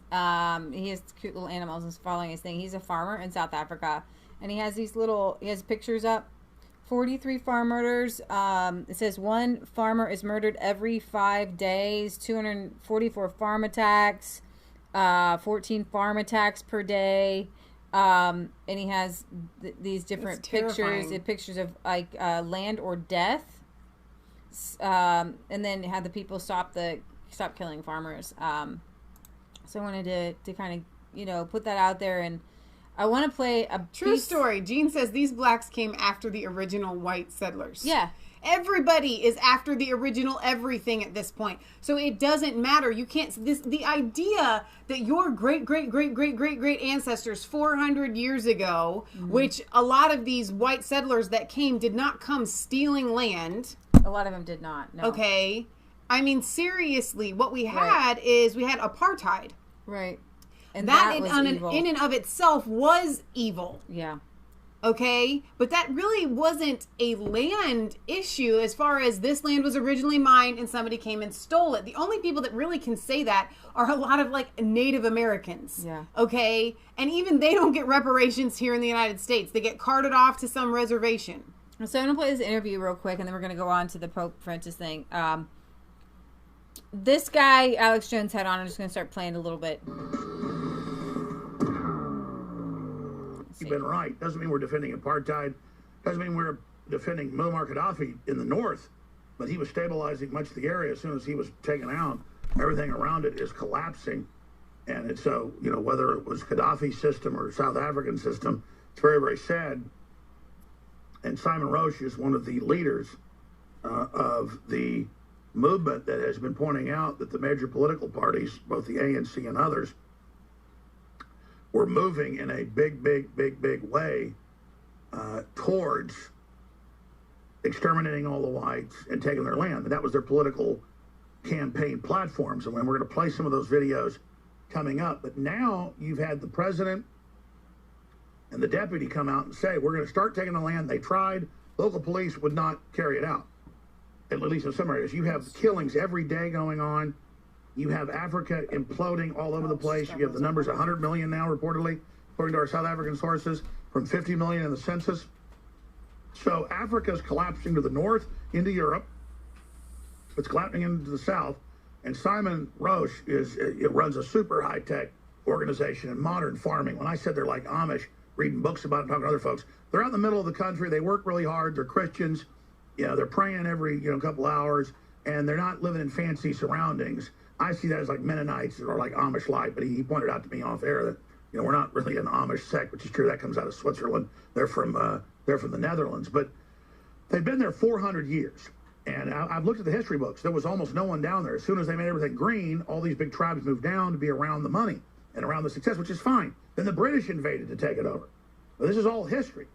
And it looks like the British today are the ones manipulating because they want a failed state like the Chinese do to not have any industry or any life, just come in and extract things. We'll talk big picture coming up. We'll look at the close in here in just a little while. But I saw articles where, out of the major Canadian broadcasters and the U.S. broadcasters, South Africa leader fact checks Trump on white farmers' tweet. They don't show the video. They just say, he fact checks him. We're going to play what he said in English. So our own media, Let's see what it has to say. Sorry, I'm moving forward here a little bit. The blacks are hugging the whites and begging them to come back. Zimbabwe. And what are they begging to come back? Christianity, ladies and gentlemen. There it is. Zimbabwe farmers coming back. This is what folks think after they've been gone. 6 months after armed police chased him and his family at gunpoint, these people are welcoming the white farmers back in Zimbabwe. Food! Help us grow food! I'm not even kidding you. It's embarrassing. For a while. So that's the breakdown. It's supposed to the rest of the hour. Oh my gosh, white people and black people hugging, having life together. It's the hate that these people are sowing. Why can't they just work together? They can work together, you guys. They can work together. They can fix the past. Once an ANC activist. I get goosebumps. You can fix it. Tirelessly you can be friends. You can work together. I like it. But the hate doesn't work. Nation. He also lives in Johannesburg and is the proud father of many children. And he's predicted all of this here on the broadcast last year, this year, March 1st. It's all happened. So why don't you, for people this segment, I appreciate you joining us, give people the big view of what's really going on in South Africa versus Hollywood, who the players are. From what I've read, the fact that most African tribes want you there, the communists don't. Explain what's going on. Communists. The big picture, Alex, is that South Africa has had multiracial democracy for about 24 years. And in that period, there has been a steady decline of many facets of the country.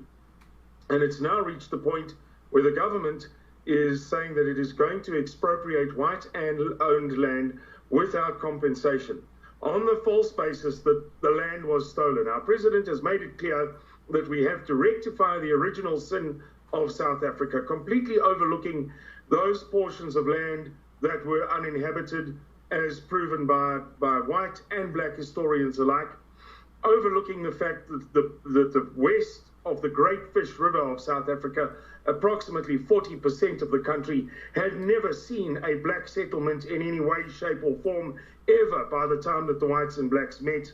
Wow. No black settlement ever.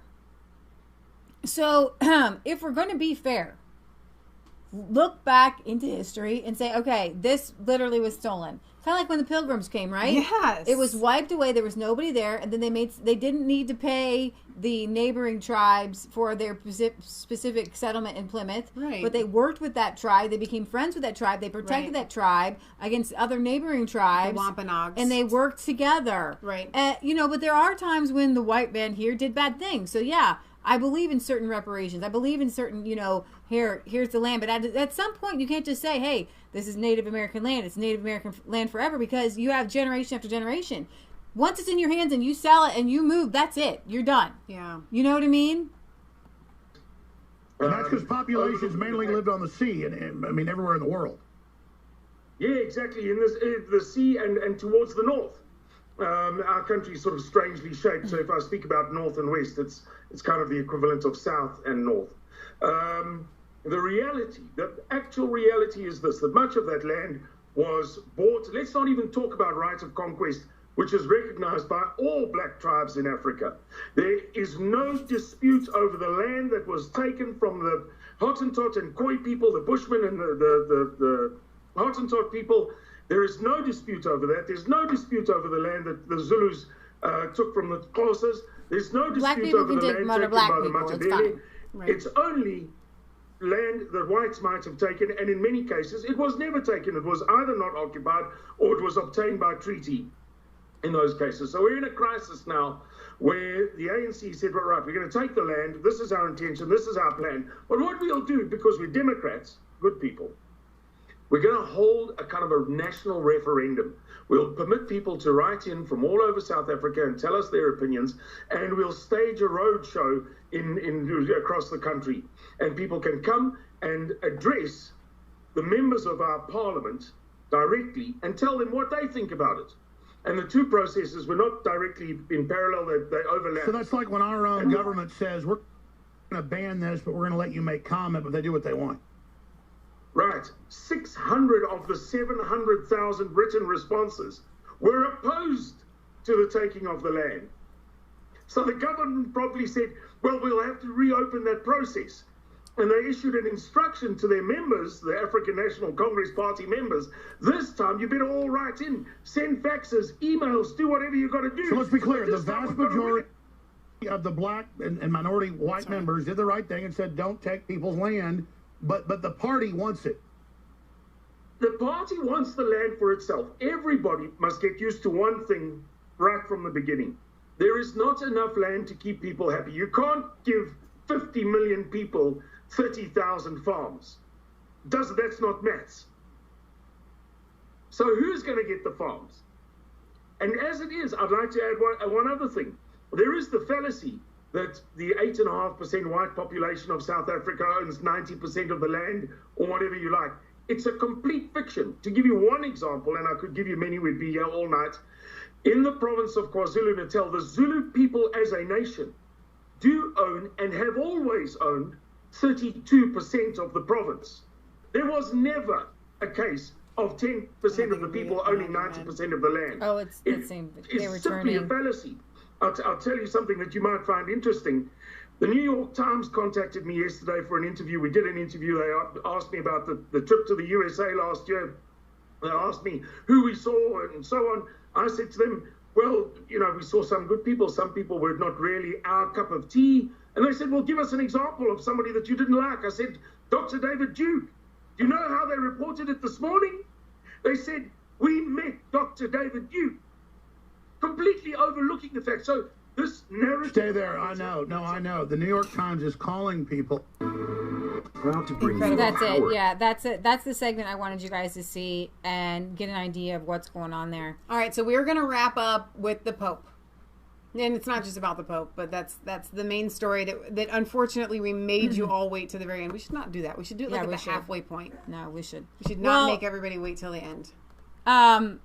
Honestly, I was actually covering everything, but we didn't want to put South Africa again in the title because they'll squash us. There's 90 of you here right now. I think it's because you're allowed to talk against the Pope. Yeah. Oh, yeah. You can totally you're totally allowed to do that. So, like, you're gonna notice, guys, that we're gonna try to put crazy things in the title that the mainstream media say it's okay to talk about. Right. And it may not be what we talk about. it may not have anything to do with what we talk about. Like, I thought about myself on Friday. Why don't I talk about, for a second, the Hawaii hurricane and then do everything else? And put that those are the kind of titles that I'm going to start putting up there, and we're just going to do an experiment. Okay? And I'm really sorry for, the flooding in we just have time to cover that in Hawaii. Okay, so you guys remember, and if you haven't, your homework is to watch our breakdown of the pedophile Catholic priest scandal in Pennsylvania that exposed 300 complicit or outright abusers in the Catholic priests and bishops in the hierarchy in Pennsylvania, with 1,000 known victims, thousands more who are not named. Heartbreaking. Every day there's somebody. There's a Catholic abuse scandal in Australia we covered last year. Huge. There's one in Ireland. Just recently there's an abuse scandal in Chile. It's all over the globe, and despite what other people want to tell you, Catholic priests do abuse children at a higher rate than Protestants. They say they don't. But you guys, they do. It's a thing because there is a homosexual culture there that is higher. Not only that, but you have to understand the mastermind of a pedophile. Yeah. We've said this to you over and over and over again. They seek out positions where they will have easy access to children and where they're not going to get caught. What you have within the Catholic Church, unfortunately, is there is this a weird altar boy thing where, like, seriously, these altar boys are literally being abused at a different rate. Yeah, but that's not where I was going with that. You're totally right. My point is, within the Catholic Church, it is acceptable, and I think a pedophile knows if they commit these crimes and it comes out that the Catholic Church is going to sweep it all under the rug, and they're not going to get caught, and they're not going to get taken away from their position of authority. Mom? Patriot Gallery. It's sad, but we have to do this to protect children and protect men and women. Right. Protect ourselves. But it's like in the Navy. More homosexuals are in the Navy because you're in closed captions and not a lot of women there. Okay? And same thing with the Catholic Church. And a lot of homosexuals go there because there's, nuns are supposed to be pure, but, there's not a lot of women there. Right. And they're not supposed to see women anyhow. Right. But that's what it is. It's, men that they seek out these places. Yeah. So the title of this is Ex Nuico accuses Pope Francis of failing to act on this specific bishop's abuse. I believe it's a bishop. I'm going to get these right. And I wanted to look up what a Nuico is in the Catholic Church. He is appointed and represents the Holy See, and is the head of the diplomatic mission called an apostolic nunciature, which is the equivalent of an embassy. The Holy See is legally distinct from the Vatican City or the Catholic Church, and a nuncio is usually an archbishop. So that's who we're working at. This head honcho, former head honcho of the Holy See, right? You guys, you can read this. He wrote, oh my gosh, and I read a good portion of this, an 11-page written statement. Wow. Outlining the fact that he went to Pope Francis to tell him about this dude, McCarrick's abuse, who would take these dudes to his little beach house, these young seminarians and young dudes, and it was well known, and he kept saying, share his bed, share his bed, share his bed. Even if you say that homosexuality is okay, what about adultery? What about fornication? What about the fact that you don't just choose one and stick with one for death do us part?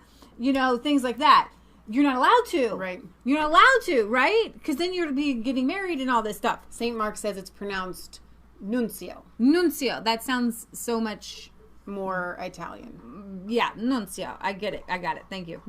Nuncio. Nuncio. All right, so get this. In an extraordinary 11-page written testament, a former apostolic nuncio to the United States has accused several senior prelates of complicity in covering up Archbishop Theodore McCarrick's allegations of sexual abuse, and has claimed that Pope Francis knew about the sanctions imposed by the then Cardinal McCarrick by Pope Benedict XVI. Okay, so you had Pope Benedict who told him to do this. And I hate this anyways, and it makes me mad. Okay, actually, he should have said, we're turning you in, you're going to jail. But instead, he put sanctions on him and said, I want you to go live a life of prayer and seclusion. Okay, that's the way even the best of the best handled this stuff. Okay, we're going to demote you. We want you to be in seclusion and prayer because we know that you're doing really bad things. So just go over here because we protect our own, right? We don't protect the children. We don't protect people. And that is horrible. Even the Pope. Here's the thing. It's not just Pope Francis who did a bad thing. Pope Benedict did too because he didn't protect people. He did not turn this guy in. Right. Okay, so it's we're fine. Both popes did bad.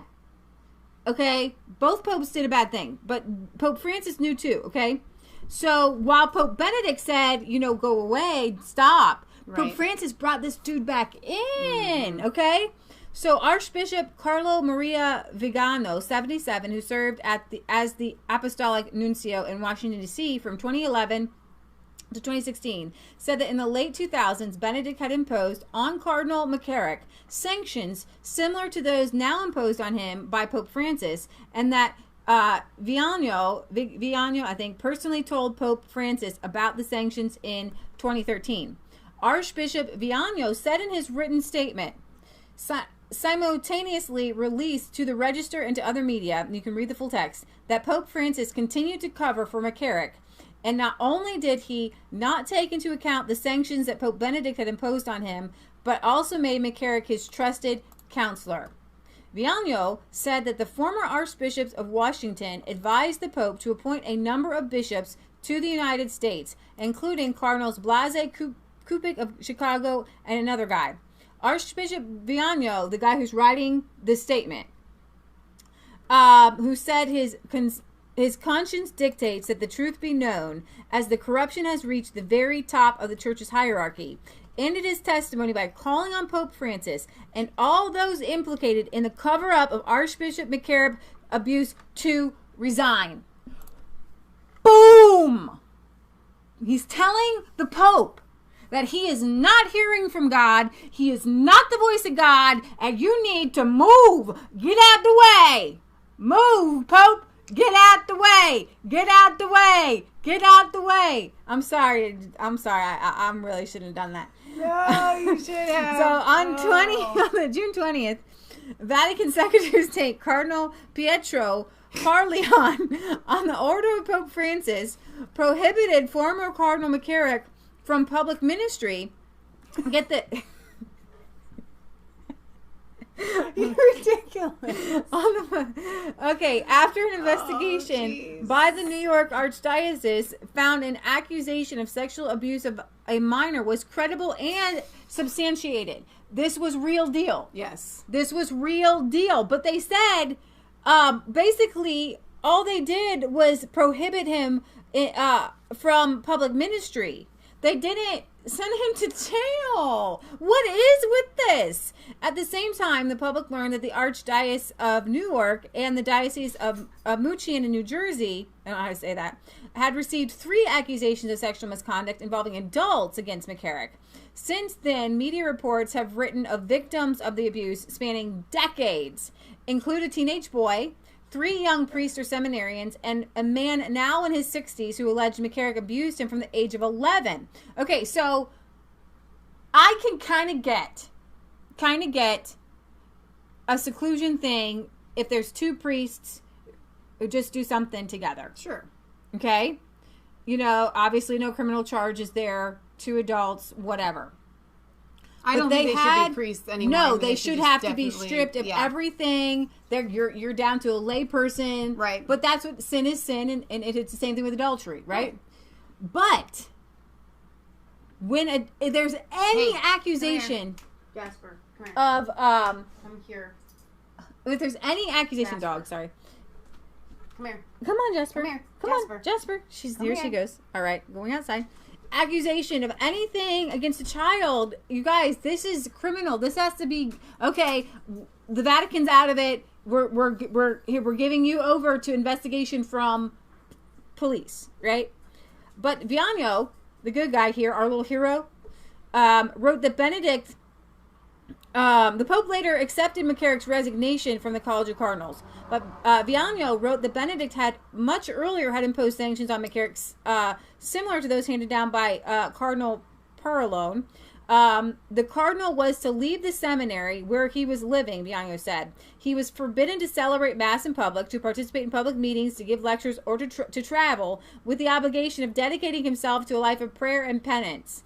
Viano did not document the exact date, but recollected that the sanction to have been applied as far back as 2009 or 2010. Benedict's measures came years after the Archbishop Viano's predecessors at the nomenclature, Archbishops Gabriel Montalov and this other dude, had immediately informed the Holy See as soon as they had learned of Archbishop McCarrick's gravely immoral behavior against seminarians and priests. So this goes back, way back. He said Archbishop Montalov first alerted the Vatican in 2000, requesting that the Dominican Father Boniface Ramsey write to Rome confirming the allegations. In 2006, the Archbishop Viano said, as delegate for pontifical representations in the Secretariat of State, he personally wrote a memo to his superior, the Archbishop, later Cardinal Leonardo Sendri, proposing an exemplary measure be taken against McCarrick that could have a medicinal function to prevent further abuses and alleviate a very serious scandal for the faithful. But here's the thing. As much as I'm appreciative of him coming out now, he didn't even do enough back then. There were, I mean, here's the thing. When you have, it's like a, you know, Italian church mafia, okay? Where you've got some guys who are saying, rightly so, and thank God for a lot of these priests who did speak out. But when the hierarchy and the chain doesn't work, they needed to know that their obligation wasn't to go to their hierarchy; it was to go to the police then there was a criminal accusation. So he drew on an indictment memorandum communicated by the Archbishop Samby to this other cardinal, then Secretary of State, in which an abusive priest had made claims against McCarrick of such gravity and vileness, including depraved acts and sacrilegious celebration of the Eucharist. Guys, I don't want to know, but we can know from what we read before what this sacrilegious celebration of the Eucharist could be. Okay? Cray-cray dudes doing cray-cray things. In their brains, they literally have merged this perverse act with Jesus, and it is like, seriously, vomit. Okay? So these memos were ignored, but according to Viano, his memo was ignored and no action was taken until the late 2000s, a delay which Archbishop Viano claims is owed to the complicity of John Paul II and Benedict XVI, respective secretaries of state, these other cardinals. In 2008, the Archbishop Viano claims he wrote a second memo, this time to Cardinal Sandri's successor as Secretary of State, this other cardinal. He included a summary of research carried out by this other guy, Richard Sipe, a psychotherapist and specialist in clerical sexual abuse, which Sipe had sent Benedict in the form of a statement. And here's what you have with these confessional deals, these confessional secrets. I don't believe in them. No. If somebody comes to a priest and confesses a crime, a crime that's a crime. Well, okay, so like theft. Okay. Like, let's say you go to the store and you steal a candy bar. Does the priest go, okay? If somebody goes to a priest and says, I have molested a child. Well, here's the thing. How about a theft that you can't make right? I have murdered someone. How about a theft you can't make right? If you steal something, you can repay it. Right. You know what I mean? But, like, you can't make a molestation or a murder right. Right. I think that you know what I mean? These grave things. I think that the priest should have to tell that. And in the Protestant church, you have that. You have to report molestation. You have to report these things. It's common sense things, right? So he ended his memo by repeating to my superiors that I thought it was necessary to intervene as soon as possible by removing the cardinal's hat from Cardinal McCarrick. And he should have gone farther. I'm going to call this guy out even for calling things out, right? Again, according to Viano, his request fell on deaf ears, and he writes that he was greatly dismayed that both memos were ignored until Sipe's courageous and meritorious statement had the desired result. Benedict did what he had to do. Archbishop Viano told the Register on August 25th, but his collaborators the Secretary of State and all others didn't enforce it as they should have done, which led to the delay. What is certain, he writes in his testimony, is that Pope Benedict imposed the above canonical sanctions on McCarrick and that they were communicated to him by the Apostolic Nuncio to the United States, this other guy, Samby. The Register has independently confirmed that the allegations against McCarrick were certainly known to Benedict and that Pope Demetrius remembers instructing Cardinal Bertone to impose measures but cannot recall the exact nature. In 2011, on arrival in Washington, D.C., Archbishop Viano said he personally repeated the sanction to McCarrick. Dude, you need to go away, life of seclusion, you need to repent. He literally said it to the guy. The cardinal, muttering in a barely comprehensible way, admitted that he had perhaps made the mistake of sleeping in the same bed with some seminarians at his beach house, but he said this as of no importance. Wow. I may have slept with a few seminarians and I may have brought them to my beach house to corrupt these young men of God who are going to go-be priests, but it was no big deal. I brought them to my beach house to corrupt future priests. But it's no big deal.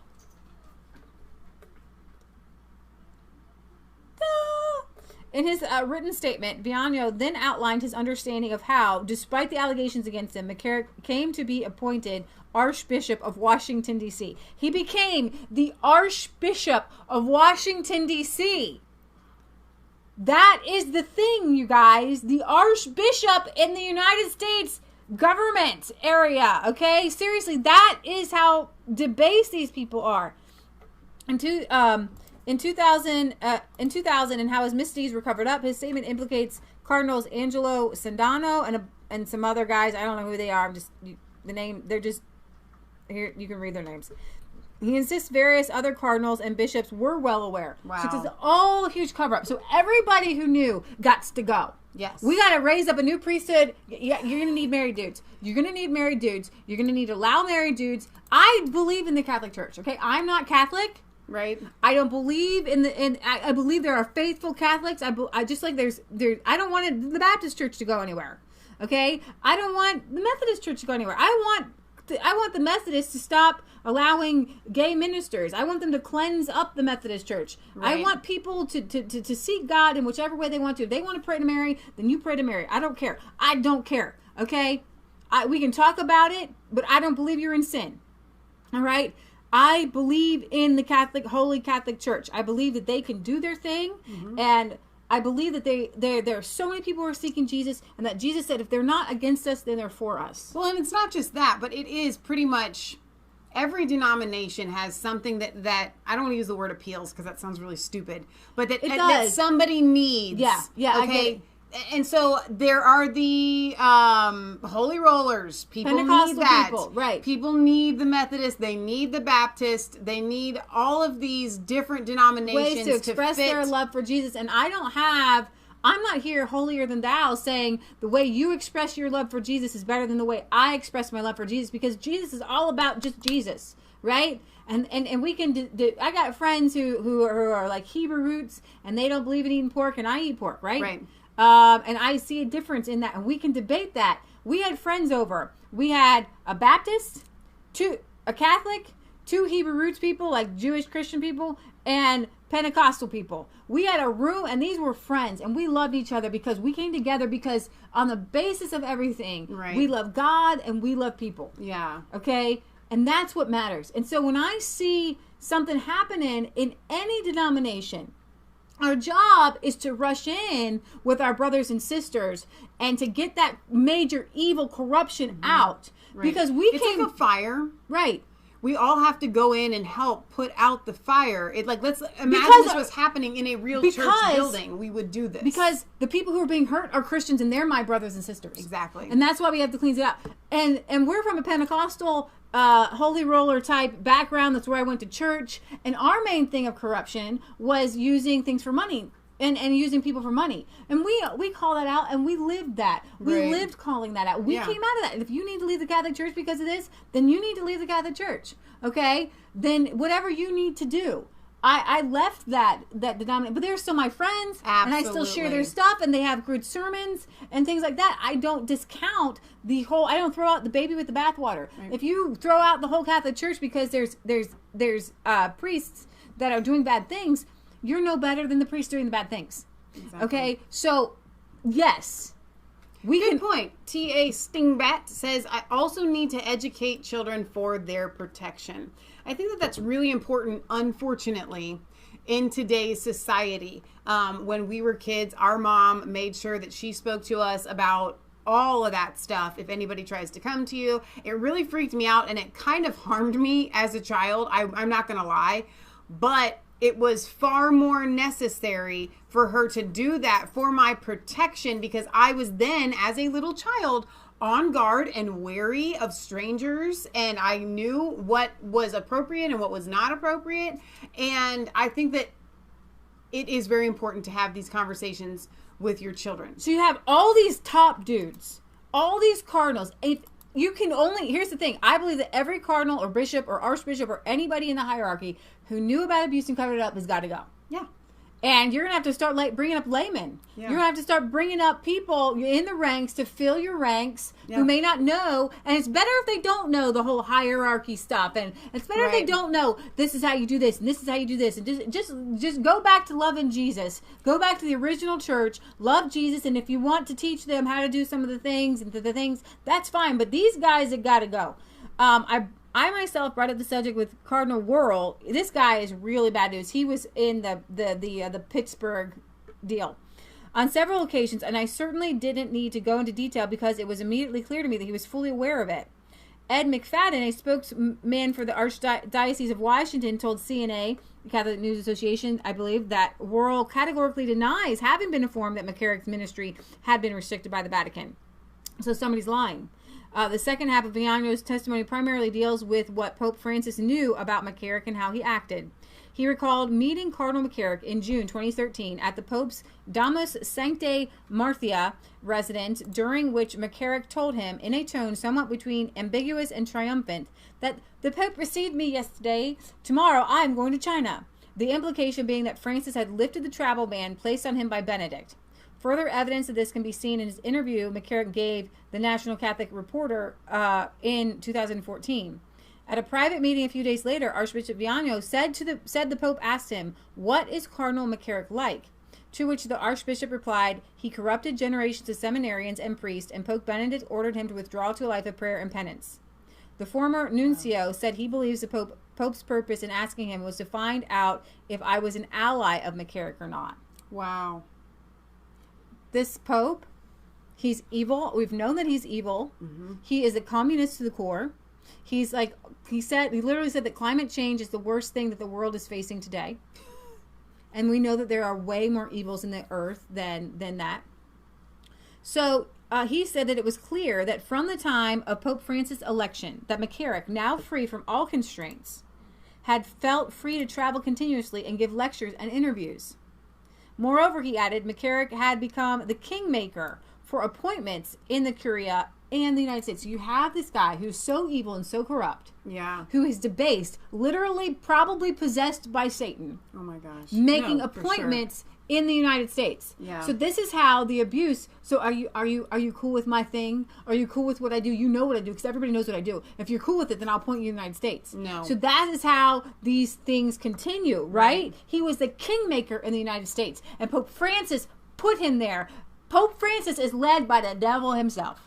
And I ain't joking you. I'm not saying the Catholic Church is. Because obviously Pope Benedict, who we all kind of liked, who was pushed out, because actually he was trying to squash, internally squash some of the crazy homosexual things going on in there. And Alex Jones has this Italian guy on who don't understand all the time, who talks about this craziness and how there's this lavish homosexual lifestyle going on in Rome and everything with the priests. He became a kingmaker for appointments in the Curia in the United States, and the most listened to advisor in the Vatican for relations with the Obama administration. This is how high up this goes, y'all.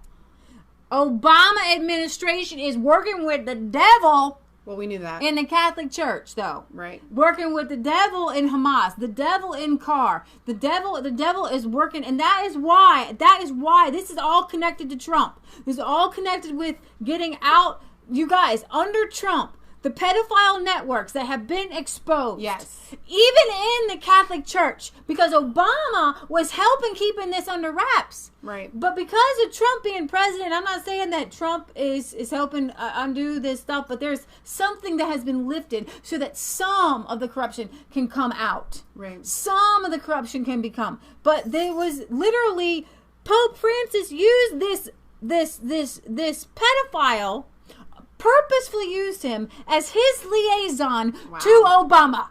Wow. This is mic drop, boom, everybody got to go. Okay, you're hurting people's ears. I'm sorry. All right, so Saint Mark the Evangelist, who has his own channel, has been doing commentary on this, as has Chris Holman. And I want you guys to check out their videos, but specifically Saint Mark the Evangelist channel, because he is considering joining the office of the priesthood. And he and I had a discussion that we may do an interview with him on our channel, a brief one, maybe 15, 20 minutes, to get his take on the Catholic Church, what's happening in the Catholic Church. But he tells me that he is going to be doing commentary on this. Now, St. Mark the Evangelist is a UK view, right? So not only do you get the really cool accent, but you get a very interesting perspective that I think is really unique. So I want you guys to check that out. So Viano claimed that the appointments of Cardinal Kupik in Chicago and Cardinal Joseph Tobin in Newark were orchestrated by McCarrick, among others. He said neither of the names was presented to the nomenclature, whose job is traditionally to present a list of names or turna to the Congregation for Bishops. He also added that Bishop Robert McElroy's appointment to San Diego was orchestrated from above rather than through this nuncio. The retired Italian diplomat also echoed the Register's reports about Cardinal Rodriguez, this other guy, and his record of a cover-up in Honduras, saying the Pope defends his man to the bitter end despite the allegations against him, and the same applies to McCarrick. So this Pope, we do know that at first, this is Honduras, but also in Chile, at first he defended the guys there, and then he met with the victims like, I'm sorry, I walked that back. Right. You know? Pope Francis, knew from at least June 23rd, 2013, that McCarrick was a serial predator. Villano stated, he's saying this because I told him. On numerous occasions, I told the Pope himself that he hurt people. He was a child molester, and the Pope put him at the highest level. Right. Patriot Gallery. The reason they get away with this is gold and silver is money, and in the Catholic Church is always taking everybody's gold and silver. That's just centuries old. But then in the early 1900s, the government started taking the gold and silver. The Soviets took the gold and silver. People started taking your gold and silver. So all the people with the gold and silver are the pedophiles. They're so corrupt. Their minds are so corrupted. The only satisfaction they get is hurting other people. Right. They cause all the wars. They cause all the sufferings. I told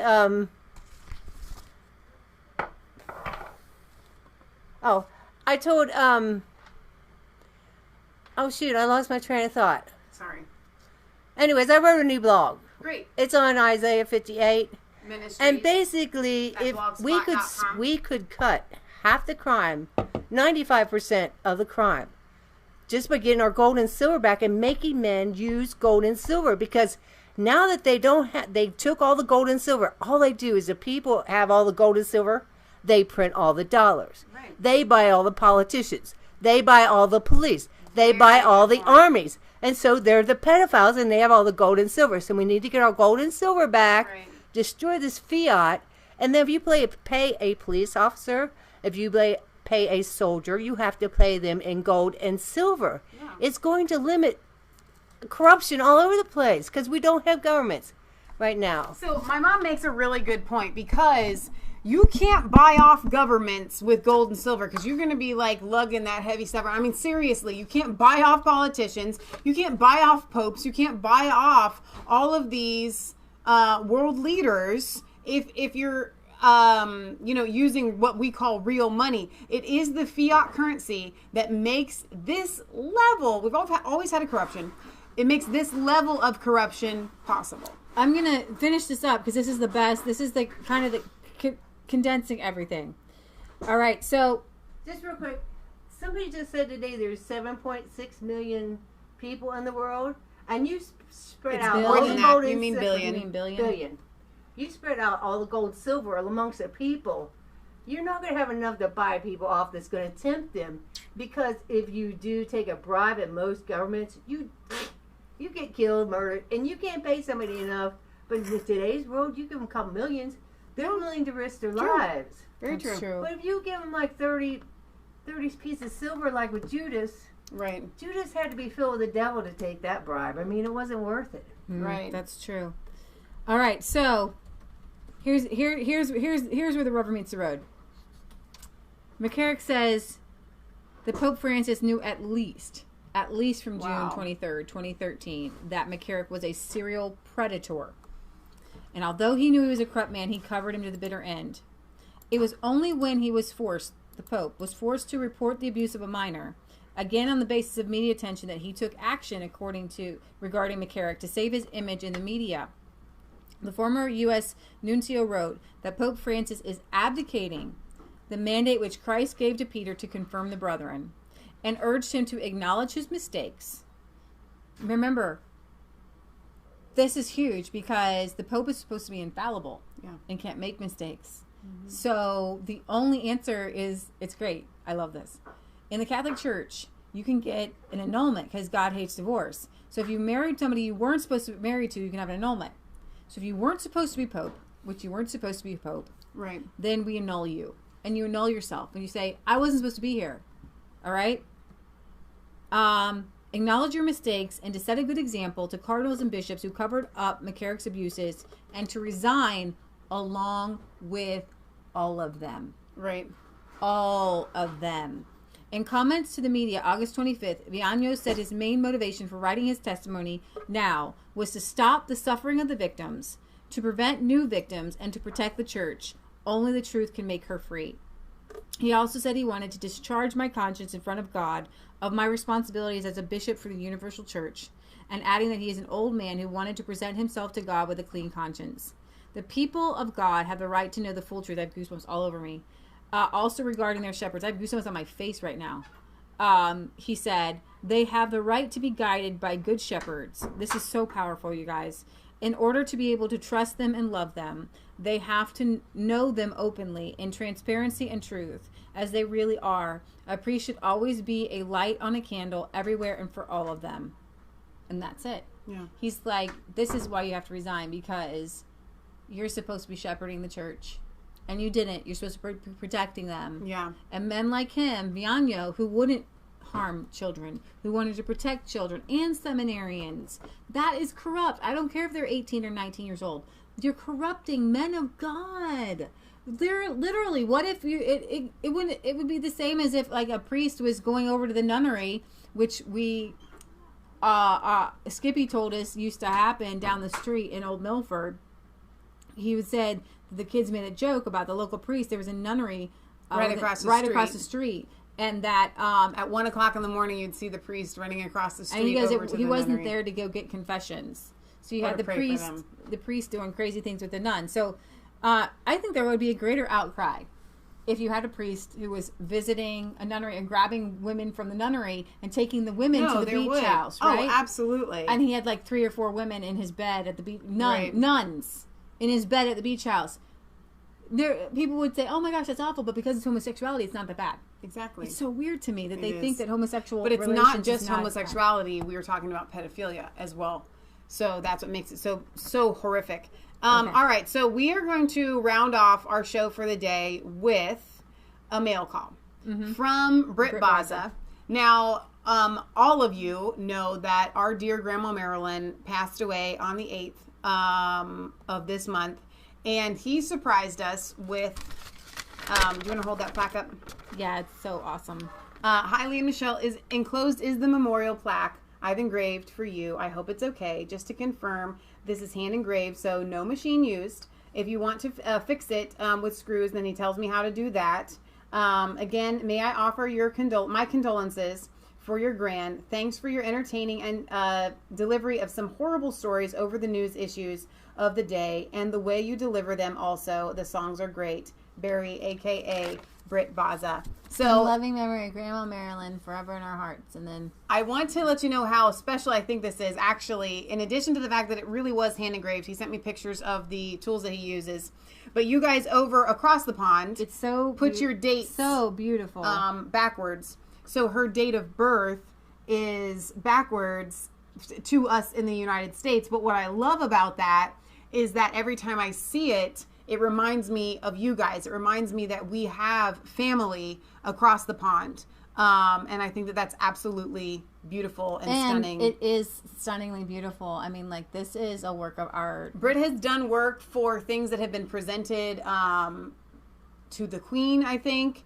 And a lot of really fancy people I could go into and talk about the things that he has done. But his work is absolutely, bar none, one of the most amazing things I have ever seen in my life. So thank you very much for that. Also, we have a viewer named Debbie. And Debbie, I think what I'm going to do is I'm going to read your email.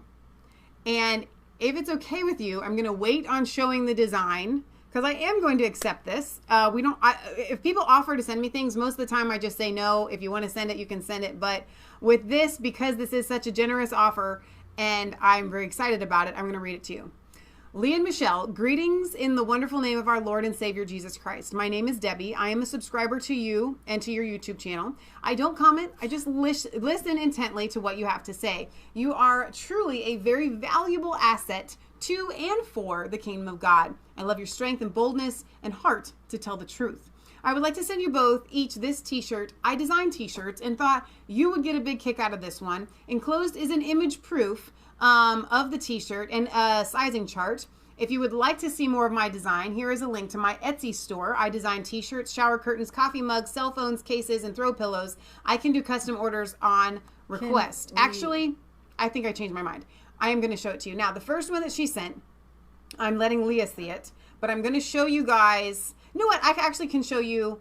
I think I can bring up this screen and show you the whole thing. Let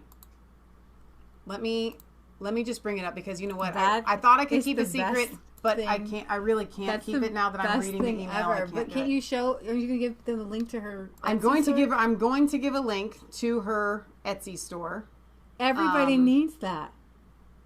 So, oh my gosh! What I need to do here is, I know. Hang on, I haven't shown it to them yet. I have to make sure that when I'm opening this, I'm not giving out anybody's information. That's what I'm concerned about here. I don't know how to open this. Wow, there you are screaming. You gotta watch it. These people's ears, they wear headphones, That is man. the coolest thing I have ever seen. Both of those things are so cool. Oh my gosh. This is really annoying. I'm gonna pay you because I want one of each. Okay. All right. I want to open. Can you see any information here that people shouldn't see? I don't think so. I think I can just show this to you. No. All right. Well, because it's in my email. You have our names, like our cousins' names on the left there. That's not a big deal. I'm not worried about that. All right, so I'm just going to make this big. All right, so it says Resistance Chicks. What you can't, I don't know if you guys probably can see that, but one of the hats says Michelle. One of them says Leah, and it says it's not a conspiracy if it's the truth. What do the t-shirts say? Red pilled. Oh my gosh. Yeah. So this is my new favorite thing. Seriously, now I need them. And I need to go we don't do street interviews, but I need to wear them. And I need to go do street interviews. Let me show you the first one. And here's why I'm going to show you the first one. Because I am going to link in the you all description. Need this. You all need these. You all need them. This one I like a lot. So let me show you this one. This is the first one that she was going to send. I am awake. I've been red pilled. Oh my gosh. So Debbie, your store is going to be added to, I don't know if you guys have ever noticed that I have Maia's products in the description. I have the Go and Vati store in the description, and Josh Rodgers' Young Living Essential Oils in the description. Debbie, your Etsy store is going to go in our description so that our viewers can come and check out what you have going there, because I think it is absolutely fantastic. So let me show you this other one. That is so cool, by the way. Really quick. I'm going to bring it back to the other one so you can see it. It is very, very cool. Oh my gosh. Okay. See, I just have to be careful because we have emails here. Yeah. And I don't want to go, whatever. That is my new favorite thing. Oh my gosh. There it is. Okay. Oh my gosh. I thought you guys might want to see that. I think it's awesome. It's so awesome. Oh my gosh. Oh my gosh. We have to have she actually got your hair pretty good there.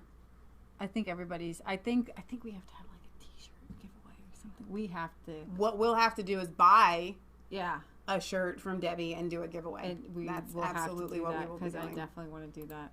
Okay. How do you guys like that? How do you like them apples? Debbie was here earlier in the chat. I don't know if she is still here or not. Send her a message. Because she was here at the beginning. I like the first. They're all going to want one. You all want one. So we're going to have to make it a thing.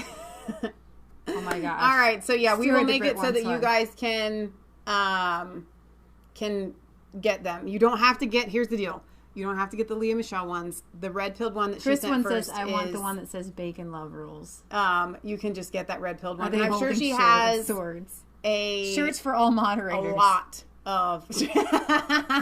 I'm sure she has a lot of things to choose from there in her Etsy store. So I'm really excited about that. Debbie, thank you very much. It's very, very generous of you. That's the coolest thing I've seen in a long time. Yes. Those are awesome. So is there anything on Facebook? Because I know, our Friday show, I looked later just last night at the comments on there. Michelle read them as we went along, but you guys look super awesome and involved on Facebook. There have been a lot of comments on Facebook today, which I read some of them as we were going. But at the end, the last comment here is from Justin Perry that says mass shooting in Jacksonville, Florida. So I don't want to, we are already pushing the time here for, it's a 2.5 hour video that we've done today so far. So what we're going to do is we're going to sign off here. And if we do a Jacksonville video, it'll be in about 5 minutes. A video game tournament. Right. But it happened, somebody was saying that, so there's another shooting in New Jersey. So let us do a little bit of research and not just fly by the seat of our pants at the tail end of this show. Let's sign this one off. We may come back in 5 or 10 minutes. We probably will. Well, we won't. We have to do a pet visit. Okay, so we may come back in an hour. How about that? We'll see. Well, yeah. It's really too hot for me to be working outside in that garage for right now. So it makes sense for us to go ahead and do that. So maybe we'll come back roughly in an hour. I know a lot of you across the pond will probably be in bed. Began shooting when he lost and turned himself. Wow. Okay. All right, you guys. We love you. God loves you. God bless. Remember, it is not just a conspiracy theory. If it's the truth. Remember to like, comment, and subscribe to Mass Faith 3 and Resistance Chicks. Ring the bell for notifications. Find us on Facebook. Follow us on Twitter. We are on BitChute. We are now on Reel.video. We haven't put up a video that's short enough to upload there, which maybe the Jacksonville one will be short enough if we can make it condensed and concise, which we're not really good at. But anyway, we have a P.O. Box 107, Milford, Ohio 45150. We love you guys. Okay. God bless. And we will see you back on Friday at 6 p.m. Eastern Standard Time. All right.